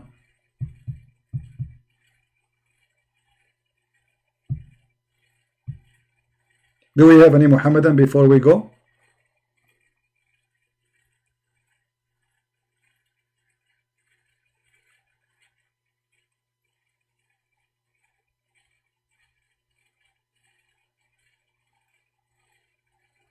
I don't know what happened to this proud Muslim. Let me call him back just to say hello, just to be sure he's okay.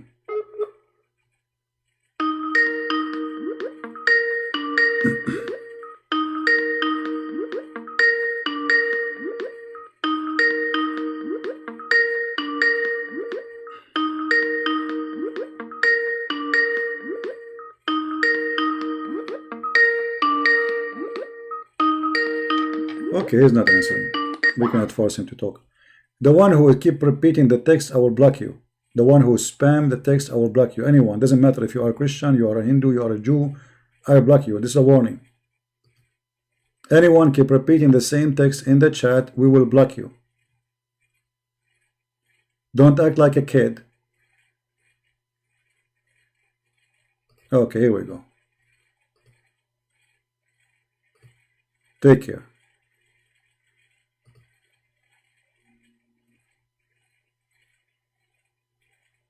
Hello? Hello? Yes, my friend. Why you hang up? Where do you go? What happened? It was an accident. Accident. I hope you are okay. Is your finger okay? All right. Are you gonna listen to the hadith? Which hadith? Give me the hadith. Go ahead. What? All right. Wait, hold on 1 second. I'm trying to find the number real quick. Yeah, on Sahih Muslim, 2024 and 25. Prophet, he said that that you should drink while you're down instead of standing up. That's proven to have benefits. Okay. What benefit? What is benefit? What do you mean? It's been proven. Proven what? It's like healthier, better. I mean, you can't deny that. So this is because it's healthier, or because it's something else? It's healthier. Where do you get the reference that this is because of health issue? I sent you the link real quick. No problem, but it doesn't say what you are saying. Does it say it's healthier? Read the hadith for me. No. All right, 1 second. Remember, you are the one who chose the hadith, so I'm going to show you what the hadith is saying, right? Yeah.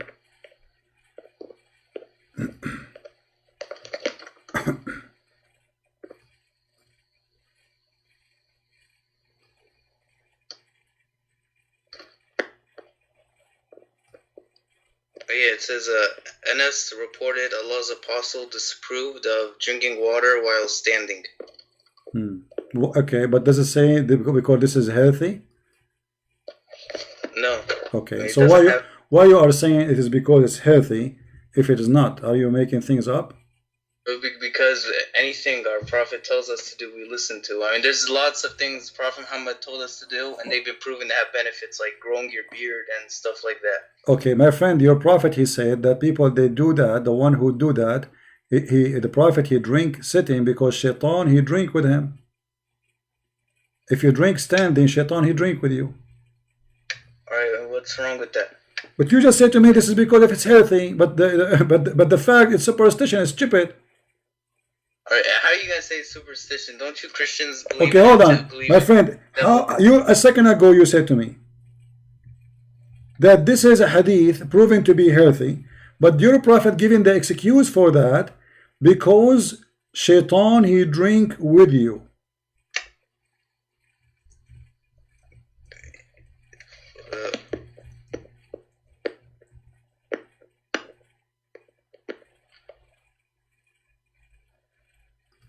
So is it because it's healthy, or because Muhammad is afraid that if he do it this way, standing, Shaitan, he will drink with him? Both. What do you mean both? It's both. Well, what's wrong with that? My friend, but your prophet, he did not say both. Your prophet, he said, Shaitan, he drink with you. He did not say both. Did he say both?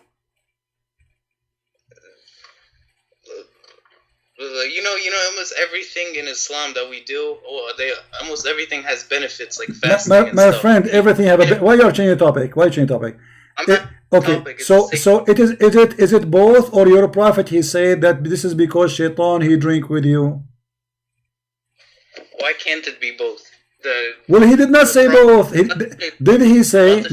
My friend, did he say this is because it's healthy, or he said because of the Shaitan?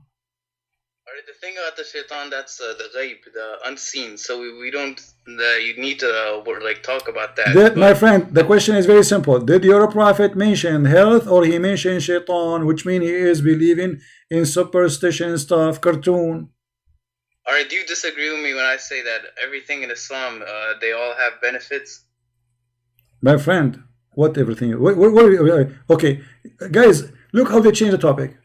How in the world your prophet believed that if you drink water standing, Shaitan will drink with you? Well, look, here's the thing. I see you make fun of these things and many things in the Quran that talk about demons and stuff. But Christians, you believe the same thing too. So why are you laughing? We don't believe in the same thing. Show me where it says, where Jesus said, don't drink standing because Shaitan, he will drink with you. Satan tempted Jesus for 40 days or something like that. But okay, Shaitan, he tried. When he said tempted, he said, Jesus, do this. Can you do this? Jesus did not do what Shaitan he wants. So this is not really a temptation for Jesus. It's a try of temptation. But you're a prophet, and I want to show you the hadith. Did your prophet say, and he agree, that Shaitan, he command him, and he take command from Shaitan? That's not true. Okay, let us see if it's true or not. I will put the hadith for you on the screen, and you tell me if it's true or not. Alright.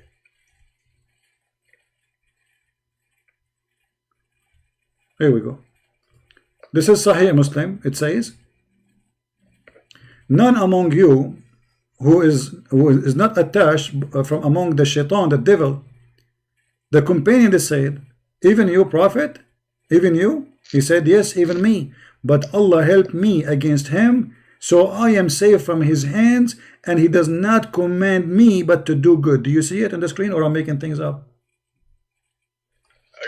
What's wrong with the hadith? It said Shaitan can't make the prophet do bad things, can't tempt him to do bad things. Okay, so now you Muslim believe that Shaitan is Allah, because he is the one who command Muhammad. Muhammad received command from who? From Shaitan or from Allah? You can get command from anyone. If you were at the time of the prophet. Oh really? Okay, give me an example of good command of Shaitan. How he is Shaitan and he is giving good command? Like what? How Shaitan giving good commands?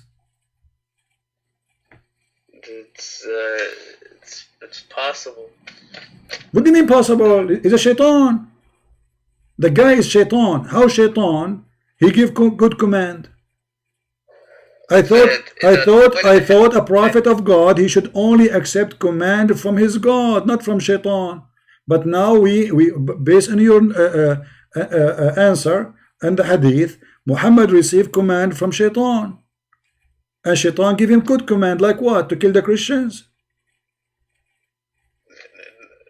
No. Okay, so what? Give me an example of good command of Shaitan. Because I want to practice it. I like to practice good command of Shaitan. Like what? There's no examples. The point of the hadith is that Shaitan can't tempt the prophet to do bad things. No. The point of the hadith that Shaitan is commanding your prophet. This is what we learn. The Shaitan, he pretends to be good while he's bad, and that's in Christianity too. Guys, Shaitan, he pretend to be good, but he is bad. Yeah, and that's in Christianity too. Satan, you know what? I am really surprised about your knowledge. You know Christianity very well. You know Islam very well. Anything we say to you, you say this is in Christianity. You don't even know your religion. Don't tell me about Christianity. Listen, you mentioned to me that your prophet, he told you to drink sitting, and you said this is healthy. But your prophet drinks standing too, and we can show you. Your prophet he piss sitting and he piss standing too, and I can show you. And your prophet, when he says don't drink standing, that's not because of anything except his superstition and stupidity, because he thinks that shaitan will drink with you. If he told him that it was because it's healthy, the 7th century Arabs would understand. Okay, my friend, where it says that also has benefits. Okay, where it says that this is healthy, where you are getting this from? I'm saying he doesn't have to say it's healthy because no, he has to say, because then you are fabricating. He is not giving you the reason. He is not giving you a reason. So did he say this is the reason? He didn't say. So you are making things up, trying to make Muhammad as a prophet. Let me ask you, do women have testicles? No. Okay. How the Quran says that the man's sperm coming from his backbone and the woman's sperm coming from her top side of her ribs. All right. How is that can happen? How does that say women have testicles? Yeah, because it says that women she have a sperm coming from the location of the necklace in her chest. How in the world the women she can do that? According to science, you are the one who's mentioned the word science, not me. According to science, the sperm of the man does not come from the backbone, and women don't have a sperm. But I believe anything the Quran says. So you can just try playing with the verses and saying this is wrong or this is right. But whatever God said, I'm gonna believe in it. Okay, so you believe that with my respect to your mother she have sperm coming from her ribs, and that will make you baby. You believe in that? How does that mean that she has testicles? Well, how the sperm will? Okay, who is going to make the sperm? Her breast? Where the sperm will come from? You tell me. Testicles is the one who make things happen. There's special organs, the testicles and beside them make this process happen for the man. The man only have a sperm, women don't have a sperm. This is number one. And the man's sperm is not coming from a bone. The Quran is wrong. And women have no sperm, but the Quran claims that both men and women have a sperm, and the sperm of the women came in her ribs. Do you believe in that? All right. Would Muhammad not have known that? I mean, would he not have known that at his time? What does time? So, but your prophet is claiming that he received this is from Quran, from Allah. So, if this is stupid, that means Muhammad is a liar. No, but you would have said he's a false prophet. He's lying and he's saying false things. But how would he not? He would know like the truth of that about women and sperm and stuff. This is the truth now for you. The truth is women have a sperm coming from her chest. This is the truth for you. Well, I never read that verse, but if the Quran says something, then it's true. So whatever the Quran says, the Quran says something is true. Okay, so women now, according to you, just because the Quran says so, women they have sperm, and the sperm is coming from the location of the necklace in her chest. So are you focus on one verse, but there's a bunch of other verses in the Quran. I'm not focusing on every verse. I'm open to any verse, but if one verse is stupid, the rest are stupid too. Well, the verse about the semen thing, I don't know a lot about it, but my friend, the verse, if this one the verse that you bring up a lot about, if this one, for example, okay, hold on. If this one, spring, that's one I can respond to, and which one you can respond to? Which one? What? Which one you can respond to? The sun setting in some muddy water one. Okay, respond to this one. Guys, he can respond to the sun setting in murky water. Respond, go ahead. All right, for the verse, it talks about what Dhul-Qarnayn saw. Yeah, and you can't prove otherwise. Okay, but who is the one who's talking? No, I'm saying the verse said that he saw the sun setting there. No problem, but who is the one who's talking? Who is the one you are saying? The verse saying he saw the sun. Who is the one who's talking? Allah. Okay, guys, if Allah said that Alexander the Great he saw the sun setting in murky water, that's mean Allah believed that Alexander the Great, this is what he saw, correct? Yeah, I understand. Okay. It, but there's a thing. Okay, but read with me. He says, and until when he reached the setting place of the sun. He did not say right away, just he found it. Allah saying, until he reached the sitting place of the sun. Until now, Alexander the Great is not there. Okay, where we can find the sitting place of the sun? Because according to the story here, this guy is going on a journey, long journey, until he found the sitting place of the sun.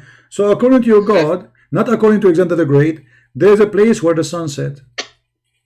But the word in Arabic, Maghrib, the place, the setting place of the sun, it can mean the setting time of the sun, and the word wajada, it can mean no. In Arabic doesn't mean that, because it says حتى إذا بلغ مغرب الشمس, until he reached the area where the sun set. Yes, بلغ, and the word here is not about timing only, it's about timing and location. And let me show you. Do your prophet understand the Quran or not? Yeah, of course. Okay, so do you accept what your prophet explained this verse, or you don't accept it? All right, wait, let me just say one thing. You said the setting place on the word balagha in chapter 19, verse 7. The word balagha was used, and it was used to say a time. You said, well, balagha. Okay, here we go. Okay, here we go. Verse number 90, the same chapter.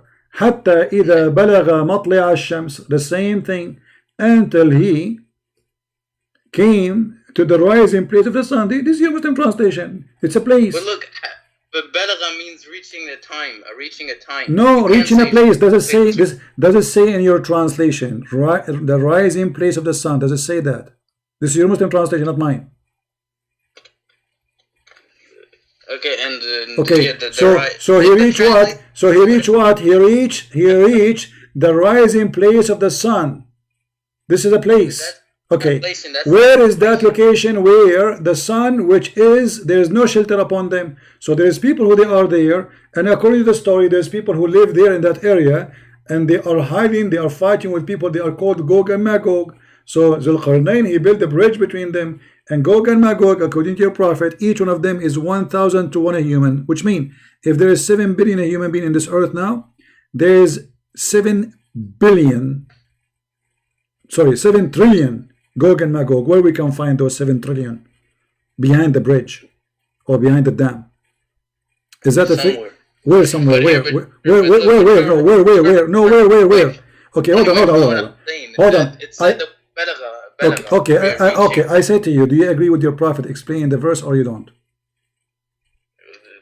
But why are you changing topics? I'm not changing topic. We're talking about Maghrib Shams. Do you agree with your prophet? Explain. Do you agree with your prophet explaining how, where he found us? We are not changing the topic. Do you accept your prophet explain the verse? Yes or no? Yes, I do. Okay, let us see what your prophet said, and then everybody will laugh. Here we go.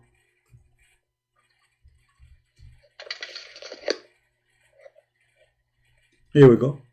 Your prophet said, I was sitting behind the Messenger of Allah, SAW, shortwave FM radio, who was riding a donkey while the sun was setting. He asked, do you know where this set?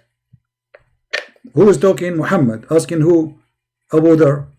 Do you know where this set? I know the hadith. Okay. And, so what he said? He said, the guy said to him, I do not know the Prophet and Allah, and Allah knows best. He said, it's set in a spring of warm water. Okay, I know the hadith. I wanted to tell you something about it. The hadith, it's sahih, but the words, it sets in a spring water, they were only narrated by one person, by four or five other people. They said the hadith, but they didn't include the words.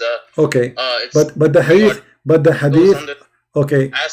Okay, my friend. So the original hadith says what? Give me the original hadith. What it says?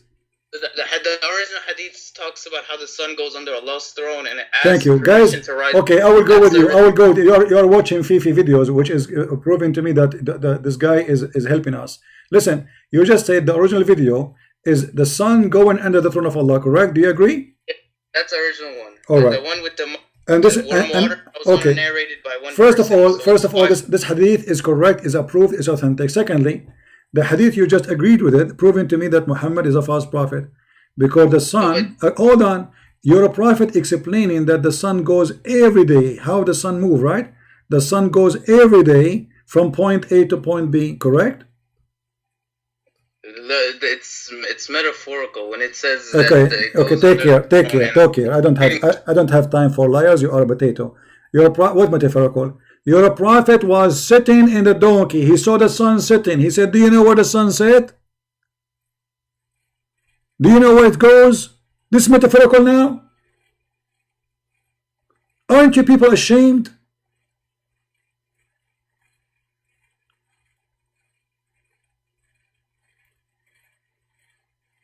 And he said, and this is the interpretation of a chapter 36, verse number 38, that the sun runs in its fixed course. And we can go right now and see the interpretation of your scholars. I mean, look how this metaphor. So the other hadith is, brother, not the original, but the hadith is total agreement with the Quran. And the Quran say clearly, until he arrived to the sunset place, he found it. He didn't say he thought. You see, the Muslim, they claim that the Quran is a very good Arabic, top language. But look at the stupidity. If the Quran is a top Arabic, why he's saying he found it? One of the Abdul, he said that, don't call me again, I don't have time for kids. Why you are calling me? Why you are calling me? Why you are calling me? I don't. You see, either you show me a proof of what you are saying, or don't lie. Can you show me one person saying this metaphorical? Even Fifi, the one you mentioned his name, he said it's not metaphorical. Why you are lying? He hang up.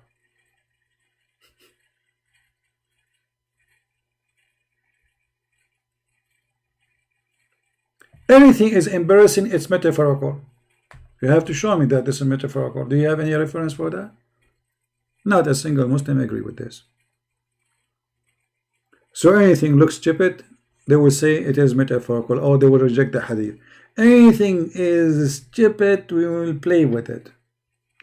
For it is a shameful hadith. The Prophet being stupid, as simple as that.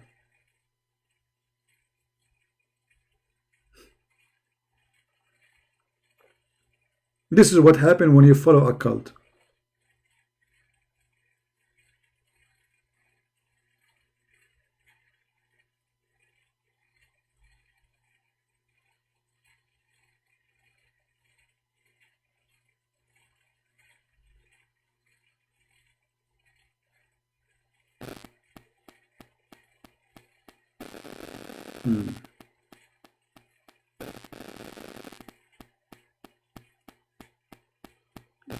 Any Abdul?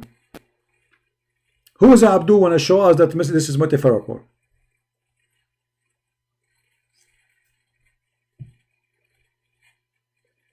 Where Muhammad, he said that the sun goes every day.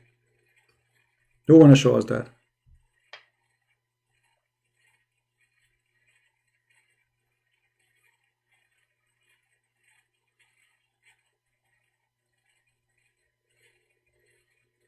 Anyone?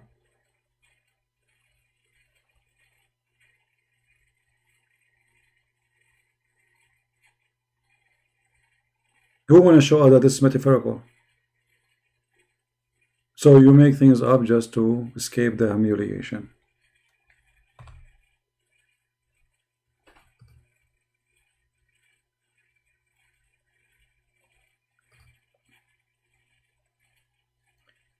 You see, always you need to ask yourself why they are always regretting and refusing things they themselves they collected, and even they themselves they agree upon. Like the potato Fifi in the previous video, he said, I made a video about him just 2 days ago in the Christian Prince account, different account, it's just additional backup account, where he said this hadith is da'if. About what? About the Dajjal eating the goat eating the Quran. But the scholar is saying this is sahih. Why the Muslims are so confused? Either they are confused or they are playing games just to defend blindly. Just let us defend by lying, by fabricating, it doesn't matter. And here the same is this hadith when your prophet said that this is Ainun Hamiya. Is it anyone says that this is da'if? Look what the Muslim says. Sahihul Isnad. Sahih in chain. There's nothing wrong with it. Perfectly fine. But it's a problem. It's stupid. So we have to deny it.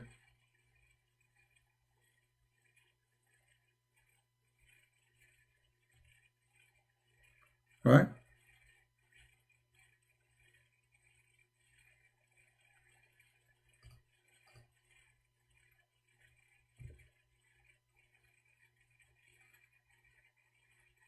And you know, the funny to say that in the other hadith, it doesn't say that he said to him, he said the sun set in murky water. What if Muhammad, he said that to him twice, 3 times?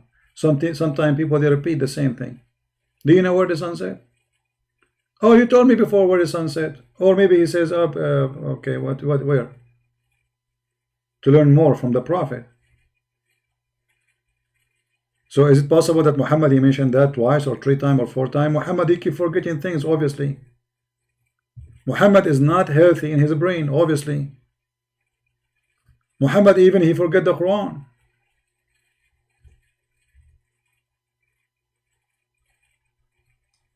Which against the Quran verses where Allah, he says to Muhammad, we are going to recite your Quran and you will never forget.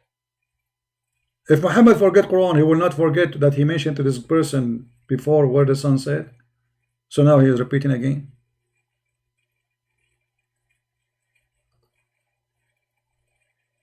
And now Muhammad forget the Quran, but the Muslims, they say we recite the Quran by heart. That means they are more qualified than Muhammad himself. And how Muhammad and Muslim, they recite the Quran, and Allah, he says, I will cause you to forget the Quran. And how Allah in the Quran says to Muhammad, I will give you Quran and you will never forget. It's an endless stupidity and contradiction.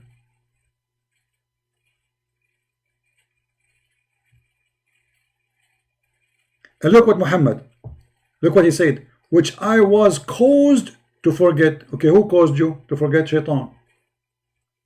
If you ask the Muslims, who is the one who caused you to forget the Quran? The answer? Shaitan. So Muhammad is under the command of Shaitan.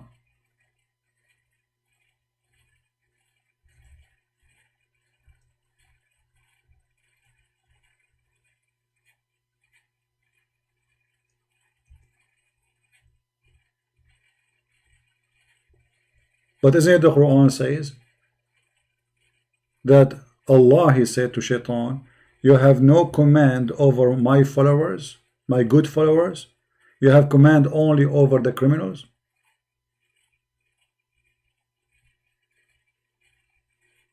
Huh?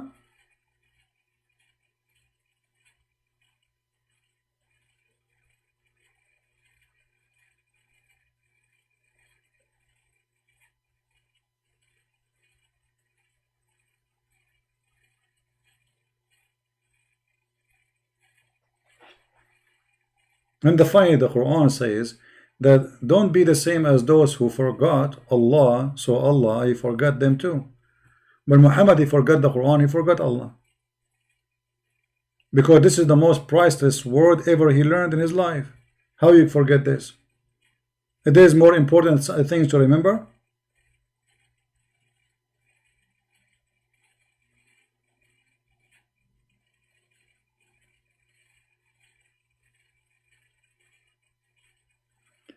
In this,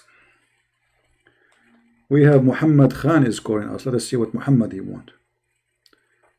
How are you, Mr. Muhammad? Hello. Yes, Muhammad, we are live on air. What do you like to say to us? Go ahead. Yes, this is Shiraz again, and if you remember, I spoke to you 2 weeks ago. All right. Yeah, I spoke to you last time. You hung up on me, and I didn't actually misbehave with you, but I don't know why you. Because obviously you are wasting my time. I hang up on people when I lose my patience with them. Go ahead. What do you want to say to us? Remind me what last time you were saying.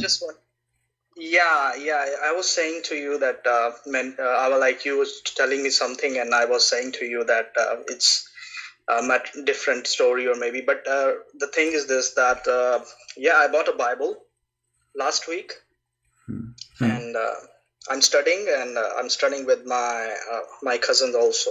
Okay. One of my cousin as well. So what about the Quran now? You don't want to know about Islam anything?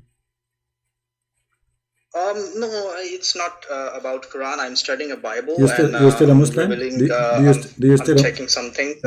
Do you still a Muslim? I'm a Muslim right okay, now. so why you are a Muslim? Why you are a Muslim?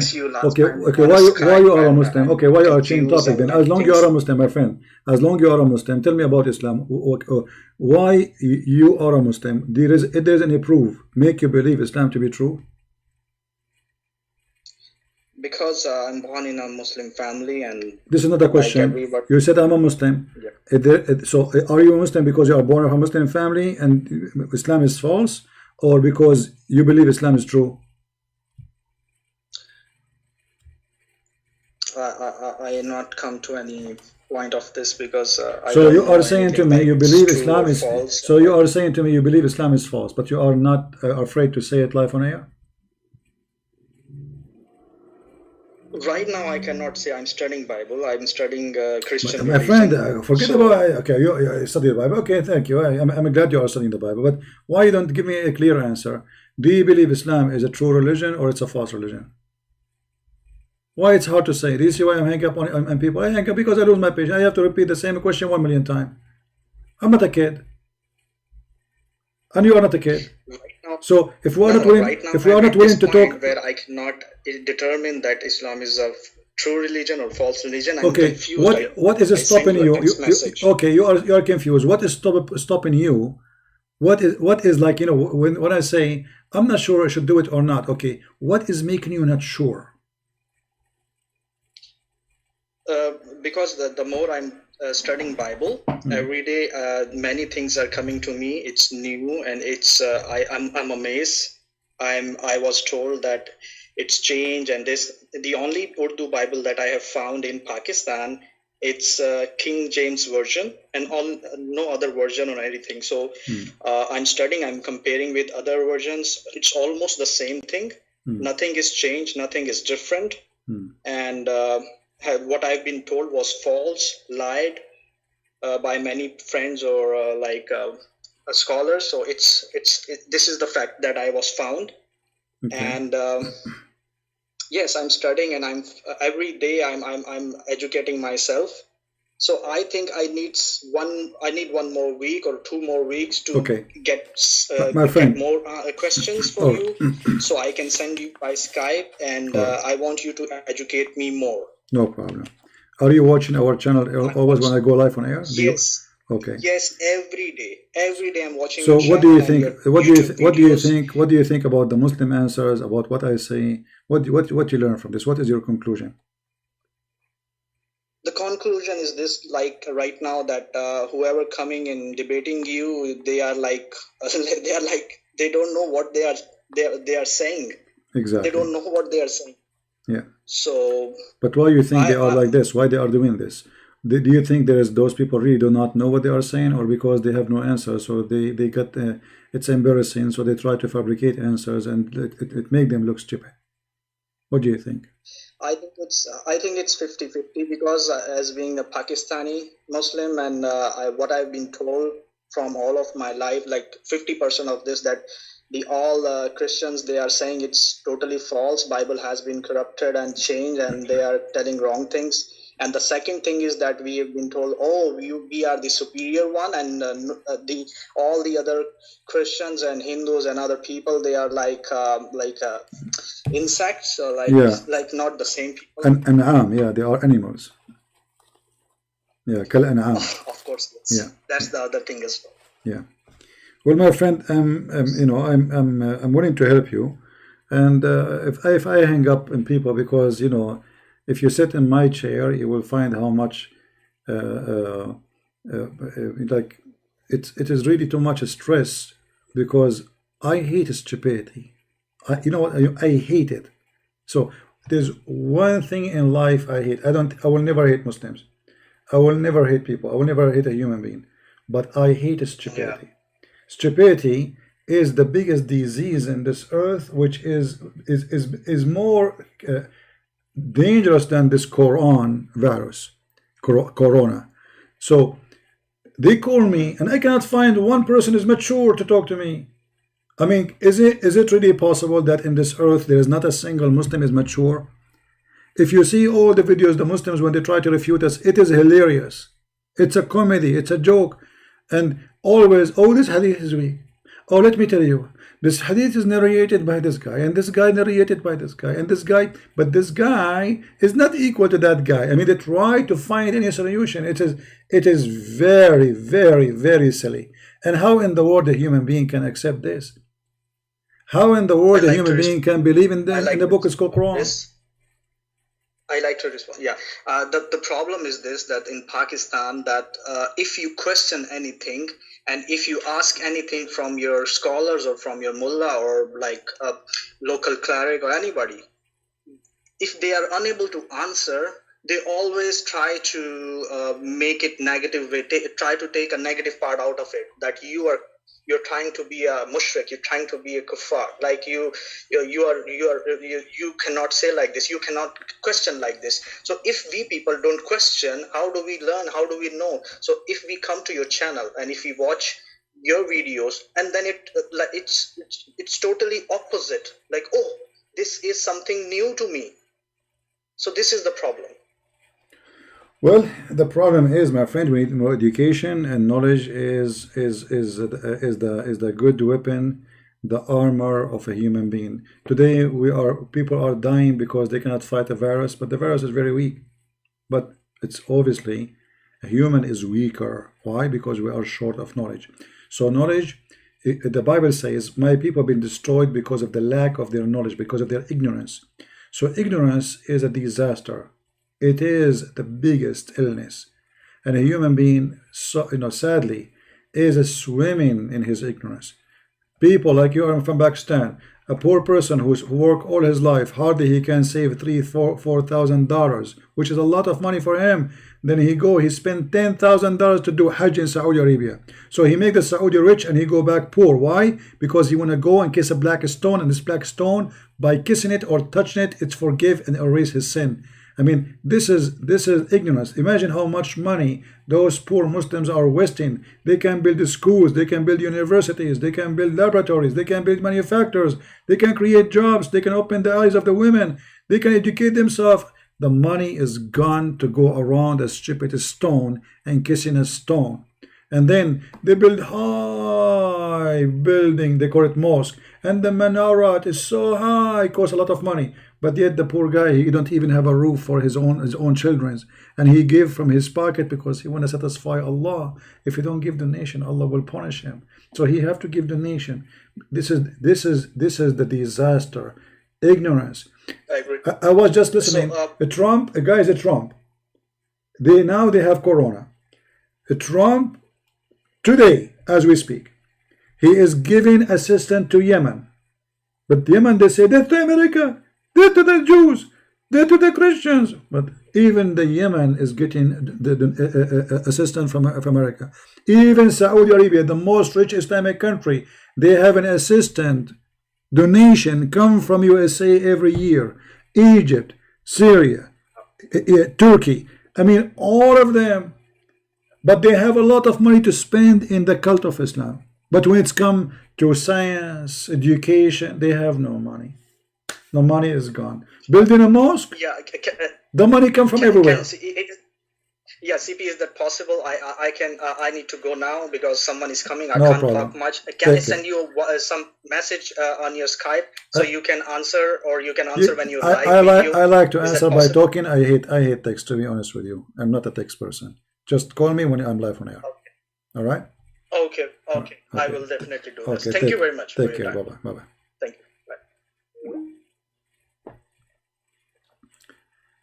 You know, the Mohammedan, they collected $100 million to build a mosque in New York, in Manhattan. $100 million to build a mosque, and people are dying in Somalia. Why you have to build the mosque in the most expensive area in USA? Because it's a show off.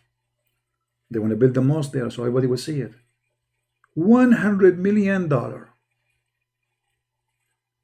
build a building, small tiny building. It's not a big, by the way. The price is not expensive because this is New York. So they have all this money to build a little tiny mosque, and nobody will go there. But they don't have money to the Somalian dying. And then they make program on TV. They say the Christians are feeding the Muslims and they convert them to Islam by giving them food. Every single TV station run by Muslims, they claim the same claim, that Muslims are leaving Islam because the Christians are feeding them. Okay, hold on. Let us say for the sake of argument, this is why you don't feed them. How come you have all the money for terrorism, which costs billions of dollars? How come you have the money, Saudi Arabia attacking Yemen, killing millions of Yemeni, and Yemeni killing millions of people around them? You have money for war, but you don't have money for peace. Because this is a disgusting cult. Wherever Islam goes, peace run away. The only reason, by the way, Islamic countries are not killing each other right now in a massive size, it's America and the West. Take America away, you will see the Iranian Muslims and the Saudi and the Kuwaiti and the Bahraini and Qatari and Yemeni and blah blah blah and blah blah blah blah. They will eat each other alive. The only one is stopping them from eating each other is USA. This is the truth.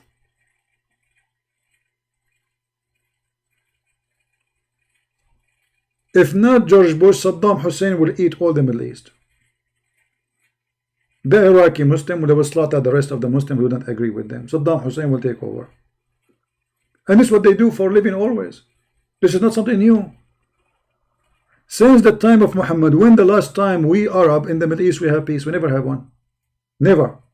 Why? Did you ask yourself why? Forget about Israel. Israel is a country exists like 60 years ago. What about before? Never. Never have peace. They cannot live in peace. Peace is their enemy.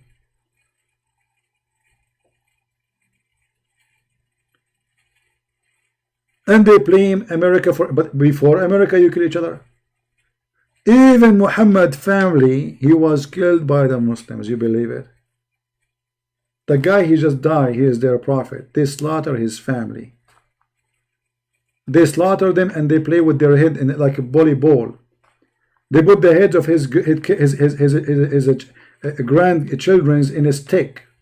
The Caliphate Uthman, the one who collected the Quran, they took the hair of his beard one by one, torturing him before they slaughter him and cut his head. And then after they cut his head, they play with the head in the street. And the kids play with it. And after that, they refuse to bury him with the Muslims. And after that, they dump him with the garbage. And then after that, people at night, they came and they stole the body and they bury it somewhere. This is Islam. It's not the Christians who killed the Caliphate. It is Muslims. It's not the Christians who killed the grandsons of Muhammad. It's not even the Jews. It was Muslims.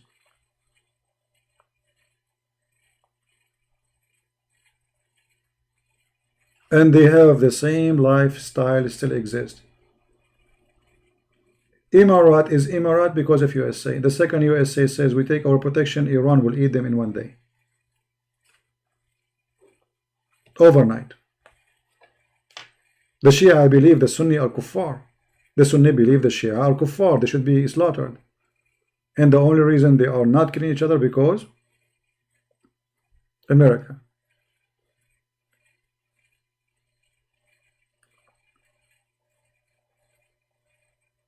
As simple as that. Afghanistan before Islam was a peaceful country. It was a Buddha country. Go and read the history of this country. They have a great history before Islam. Islam came. Look at Afghanistan. Look what happened.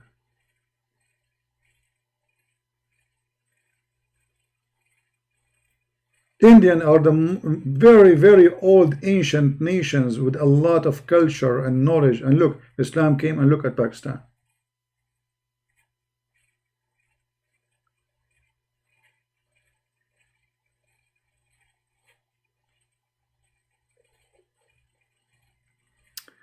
Salahuddin al-Ayyubi. CP, don't talk about things you do not know. Okay, Salahuddin al-Ayyubi. Your name is Salahuddin al-Ayyubi. Who is Salahuddin? Why you Muslims are killing the Kurdish? You are slaughtering the Kurdish in north of Syria because they reject Islam and they don't want to be Muslims. But you kill yourself, Salah ad-Din al-Ayyubi. Not only you kill the Kurdish, you wage jihad. Erdogan, he called it the army of the Muhammadan. And what is their duty? To kill the Muslim Kurdish. Don't talk about something you do not know.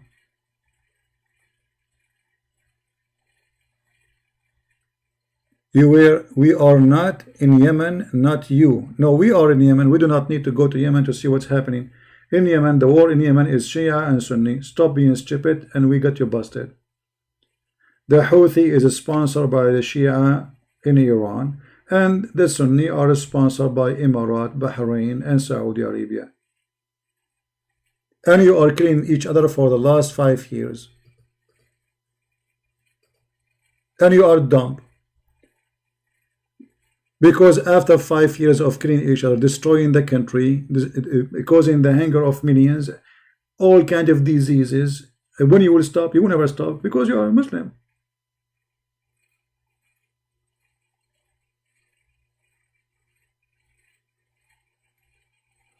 Salah ad-Din al-Ayyubi was a hero. Salah ad-Din al-Ayyubi is a scumbag. He raped Muslims, he kidnapped their women, he took them, he tortured the Arab. We know who Salah ad-Din al-Ayyubi. All your leaders are a fraud. I will give you an example. Khalid ibn al-Walid, the most famous, the Muslim, they call him the sword of Allah. He killed a man, he raped his wife, and he cooked him, and he ate him. He cooked a Muslim man.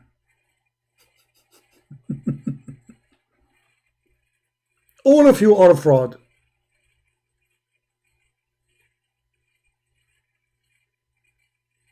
With no exception.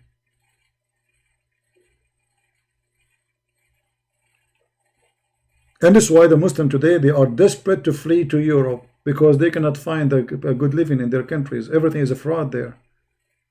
The police is a fraud, the judge is a fraud, the sheikh is a fraud, the prince is a fraud, the king is a fraud, the president is everything is a fraud. The grocery store is a fraud.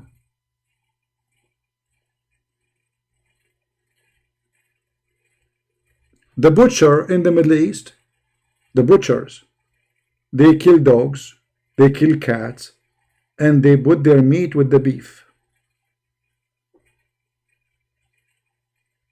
In the health center, which is supposedly from the government, they stamp the cow if it is healthy or not.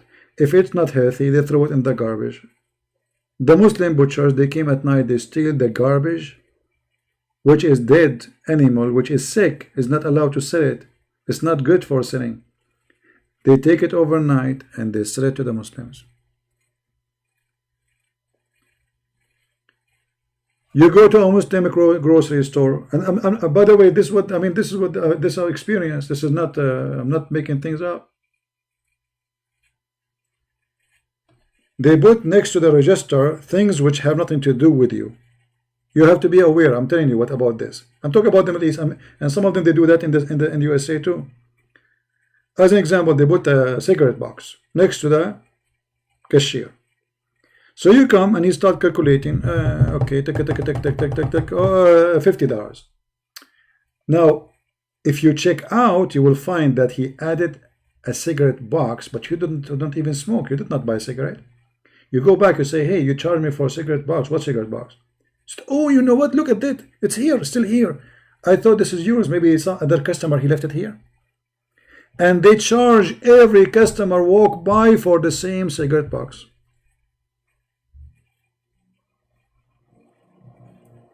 But when it's come to the prayer time, everybody want to pray on time. The beard is long. Holiness. We are holy. When it's come to the beer time, everybody drink beer. Everybody drink vodka, but in the back door. Prostitution, homosexuality. You know, there's a video of a doctor from Saudi Arabia, from the official government army, the hospital. She said 45% of the population of Jeddah, they have sexual relationship male to male, and they are family member.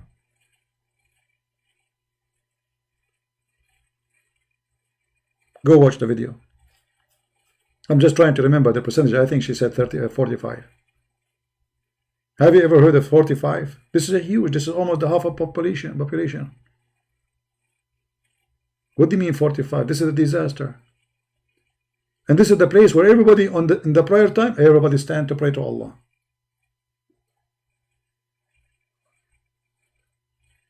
And we are reporting facts. We are not making accusation. And the reason for that, when you are living in a taboo, then you do not know the person. You do not know really his reality is. Give him a freedom, then you will know if he is really want to pray or not. So they force people. And, you know, like somebody asked me why in the Middle East there's a huge number of homosexuality and lesbian. Very simple. A girl, she cannot go and see a boy. She cannot even have a coffee with him. So what she do? The only one who can come and sit in her place with her in her room is her friend who is a female or her cousin. Oh, mom, can she sleep with me in the? She's a girl. Okay, she's okay because she's a girl. It's okay, no problem. And no, those girls, they are teenage, and they have hormone, and they start doing things which is not supposed to happen. Same for the male. The male, he cannot go and see a female. Who can go and visit him in his room? His cousin or his friend who is a male like him. And they have needs, and they have sexual needs. And this is why homosexuality in the Middle East is so huge. Scary. But if you speak to them, they will say about the West, the evil West, the homosexuality in the West, and supposedly the West is ugly, but go and see what they have there. Drugs, prostitution, you name it. But nobody beat them with speaking about holiness. Everybody there is holy. Muhammad himself, he went to his own son and he flirted with the wife in her house when she is married to his own son. So what do you expect?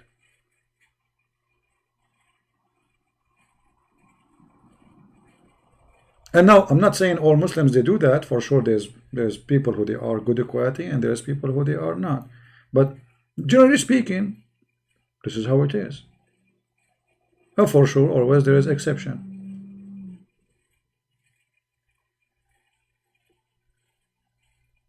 They say something, and they do something.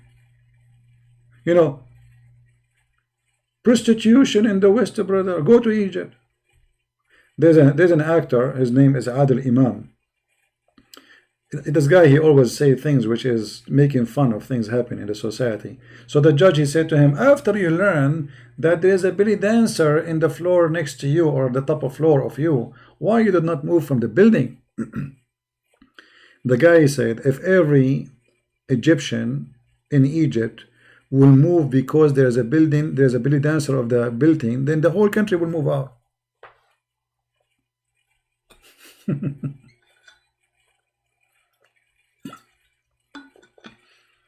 They go crazy because a church is built in a village, but nobody go crazy for the nightclubs open 24 hours, 7 days a week, belly dancing, drinking, prostitution, drugs, open wide.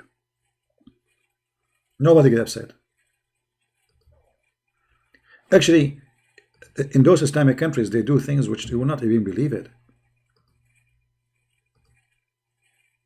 You will not believe it. I will give you an idea.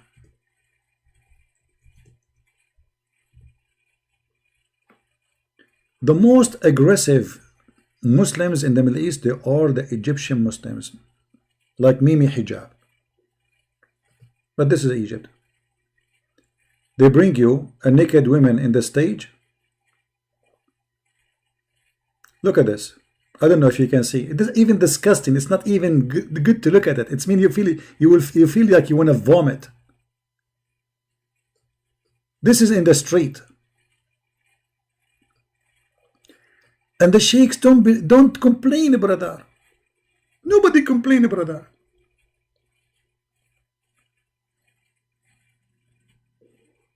But if somebody says something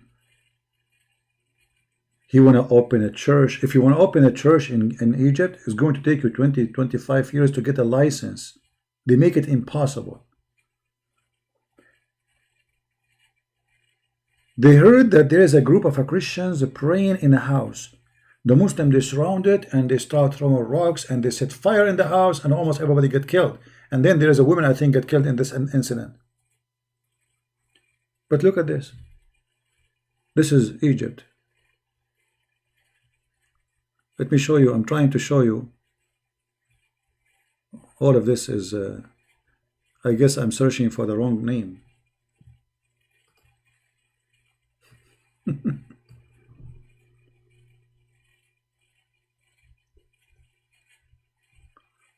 Let us see. Look at this. Do you see this? This is Egypt. This is Egypt. Look at this. Do you see this? Do you see this?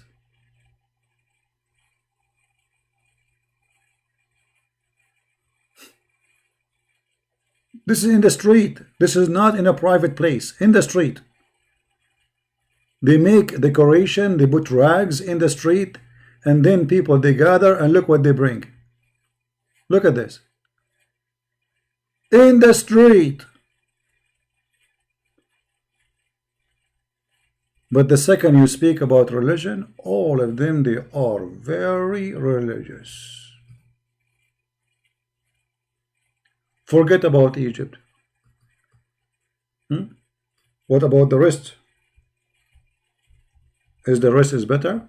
No. Look at this. Those are not Egyptian. Those are the Arab. The Egyptian are African. Look how the Arab look. They bring women, and those women, they shake their bum. They sleep in the floor, in the top of each other, doing homosexual act. And nobody complain. Look at this. Look how beautiful, brother. Praise be to Allah. Very Islamic, brother. I mean, can you do this? Can you? You cannot. Can you do this, brother? For sure you cannot. Or what about this? Can you? Or what about this?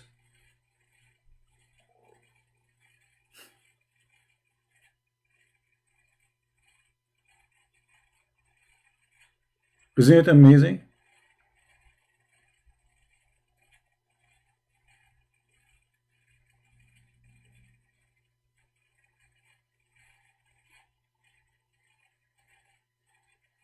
But look at this guy, where his look at his eyes, where his eyes is. Do you see where his eyes? His eyes in her bum, and he is saying praise be to Allah. Thank you, Allah. Alhamdulillah. Look at this. Very, very conservative countries, brother.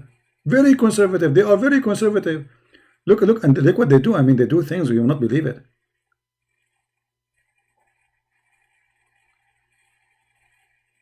One of the disgusting thing they do, like women, she sleep, and the other woman, she sleep in the top of her, and then the third woman, she stop in the top, and they start like doing praise be to Allah. I believe in Allah now. I mean, look at this. Endless videos. Endless. They report my videos, but nobody report those videos. They will never report them. Are you kidding me? Look. How many view for this video? 3.9 million Muslim. How many? 3.9 million Muslim. Not a single one reported video, but my video they reported. My video is dangerous. This video is not dangerous. This video is halal. It's fun, brother. You see, this is what I told you. This is what you do. You see what they do? Two women in the top of each other. This is in public. Two women in the top of each other.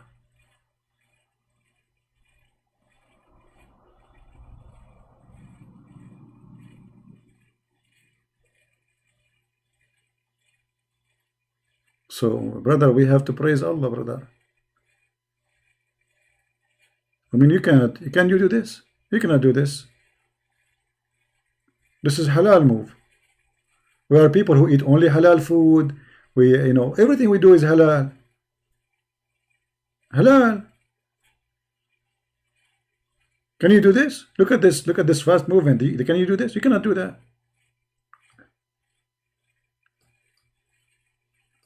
Even Superman cannot do that. Look how fast they move it, my brother. It's like they have electricity or something in there. Look at this.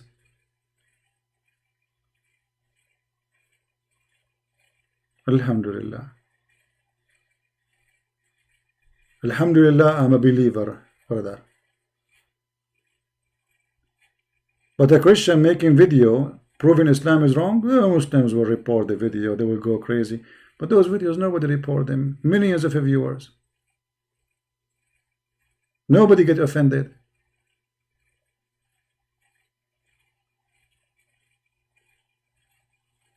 CP, do you watch those videos daily? My friend, not daily, to be honest with you. Depend when I am live, because I show people what you Muslim do.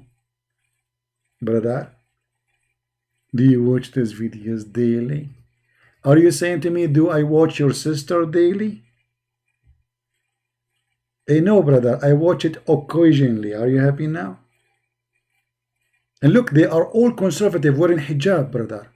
I mean, we have to be honest here. They are wearing hijab. They don't show their hair. I mean, come on. What do you want more? Not a single one of them, she is not wearing hijab. I mean, we have to be honest. Hijab is a must. It's impossible, brother. Very conservative. Look how conservative.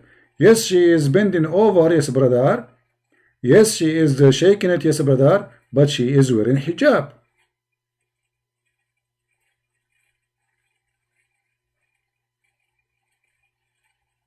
So we have to agree that this is very good society and everything is fine, and those Western are corrupt people. They have nightclub and they have boyfriend and girlfriend. In the Middle East we have Ma'laya.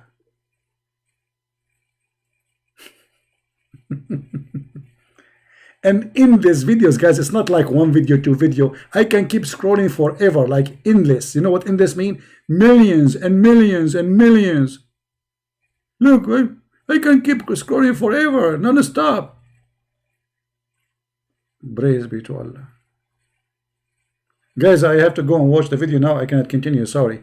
I mean, this is too much getting me, like, I'm in the mood now to watch. And not only that, some of them even when they dance, they say Allah, Allah, Allah, Allah, Allah, Allah, Allah. I'm not joking. Allah, Allah, Allah, Allah. You are doing this and you are saying Allah, Allah, Allah. Yes, brother.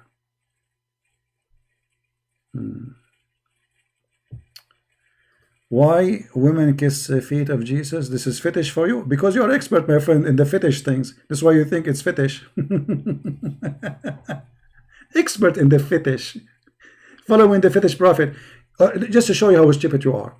Women, she is kissing the feet of Jesus for she worship him. And you Muslim, you say to us, where Jesus, I am God.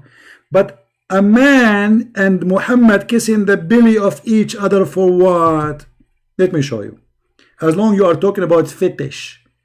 Expert in fetish. Obviously you watch a lot of porn, my friend. Huh?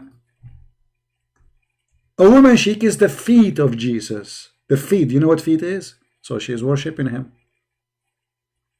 But you're a prophet and a man getting naked, taking off their t-shirts, kissing each other in their belly side, down their belly. For what reason, brother? Brother, why? You tell me, brother. Why a man? Look. The brother, the prophet came, he poked the man under his ribs with a stick. The man, he said, let me retaliate for you, prophet. And then he said, he took retaliation. He said, you are wearing a shirt, but I am not. So now we have one man is half naked. The prophet said, then he raised his shirt. Like, what the heck? So now we have Muhammad is topless and the guy is topless. And then he raised his shirt and the man embraced him and began to kiss his side. Where? The fact in Arabic doesn't say his side, it says kashhahu, which means down his stomach, from his stomach and down. Have you ever heard of a man kissing a man? Why a man would kiss a man? You see, if a brother saw a brother, I understand. You know, they hug each other, they kiss even each other in the cheek.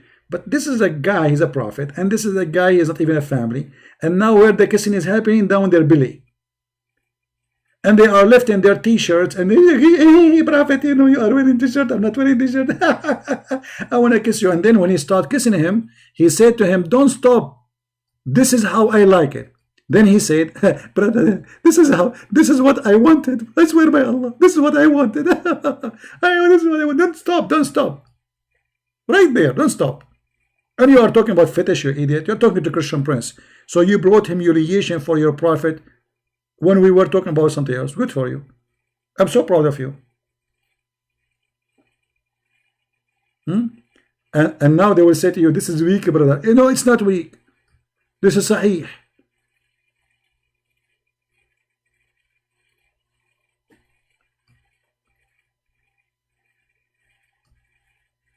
This is how I like it. Oh, brother, don't stop.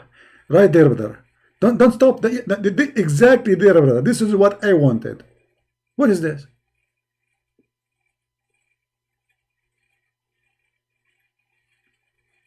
And you are talking about fetish, my friend. Shame on you. Anyway, guys, I think we have enough for today. Don't forget to download this video because we will take it down very soon. And actually, all the previous videos in the last few days, we will take it down. So if you do not download them, please download them, for we are going to take them down. And tomorrow we will be in the quality of life, as you see the account there in front of you on the screen. So if you like to join us in the morning, quality of life M27 is going to be our next broadcast. So if you usually in the weekend I go there only. So if you don't see me in the weekend here, that's mean I am there. So you better subscribe. And remember, there we don't talk about Islam. There we don't talk about garbage. I mean, we have enough garbage of Muhammad here. So this one is the dirty channel. There is different story, different level of talk. So join us if you like to be with us. And I hope today we will learn something good. And those who are Muslims who call me, feel free to download my video. And if you are brave, post it in your channel if you are proud about what you said to me when you called me. Prove it. Prove that your answers was good by downloading my videos, posting them in their channels. Get them busted. Get me busted. And actually, I like it when Muslims, they try to refute me because that will bring more Muslims and more Muslims will leave Islam. It's always worked for our benefit. Some people, they say, why don't report those Muslims? They are making videos and playing your video. Never do that. It is for our benefit that they do what they are doing. More Muslims will come and more Muslims will learn and more Muslims will leave Islam. They think they are fighting us. The fact they are helping us. I really appreciate them. Any Muslim who fight me, he is helping me. It is the best way to invite people out of this cult by the help of the Muslims. Especially we use their answers to expose Islam. So I want to say thank you. Again, if you want to join us tomorrow, every weekend we go live Friday, Saturday, Sunday usually in the quality of life M27. And actually let me find you the link so you guys can go and join us for the video tomorrow. Let me grab the link. Alright, this is the link. So if you like to join us, just click there and subscribe. Alright, until we see you again. And again, please download the video. I will keep it only maybe for an hour or two, and then I will take it down. So don't be surprised why it's gone. Download it, put it in your channel, and then I will update my channel from my side. Thank you very much, guys, for being here. May the Lord bless you. And always we are victorious, not because of a Christian Prince, not because of anyone. We are victorious only for the Lord. He is our supporter. If the Lord is with me, who could be against me? Don't fear the one who killed the body, the one who killed the flesh. Fear the one who killed the soul, the one who will send you to hell. We fear no one who will kill the body, who will kill my flesh.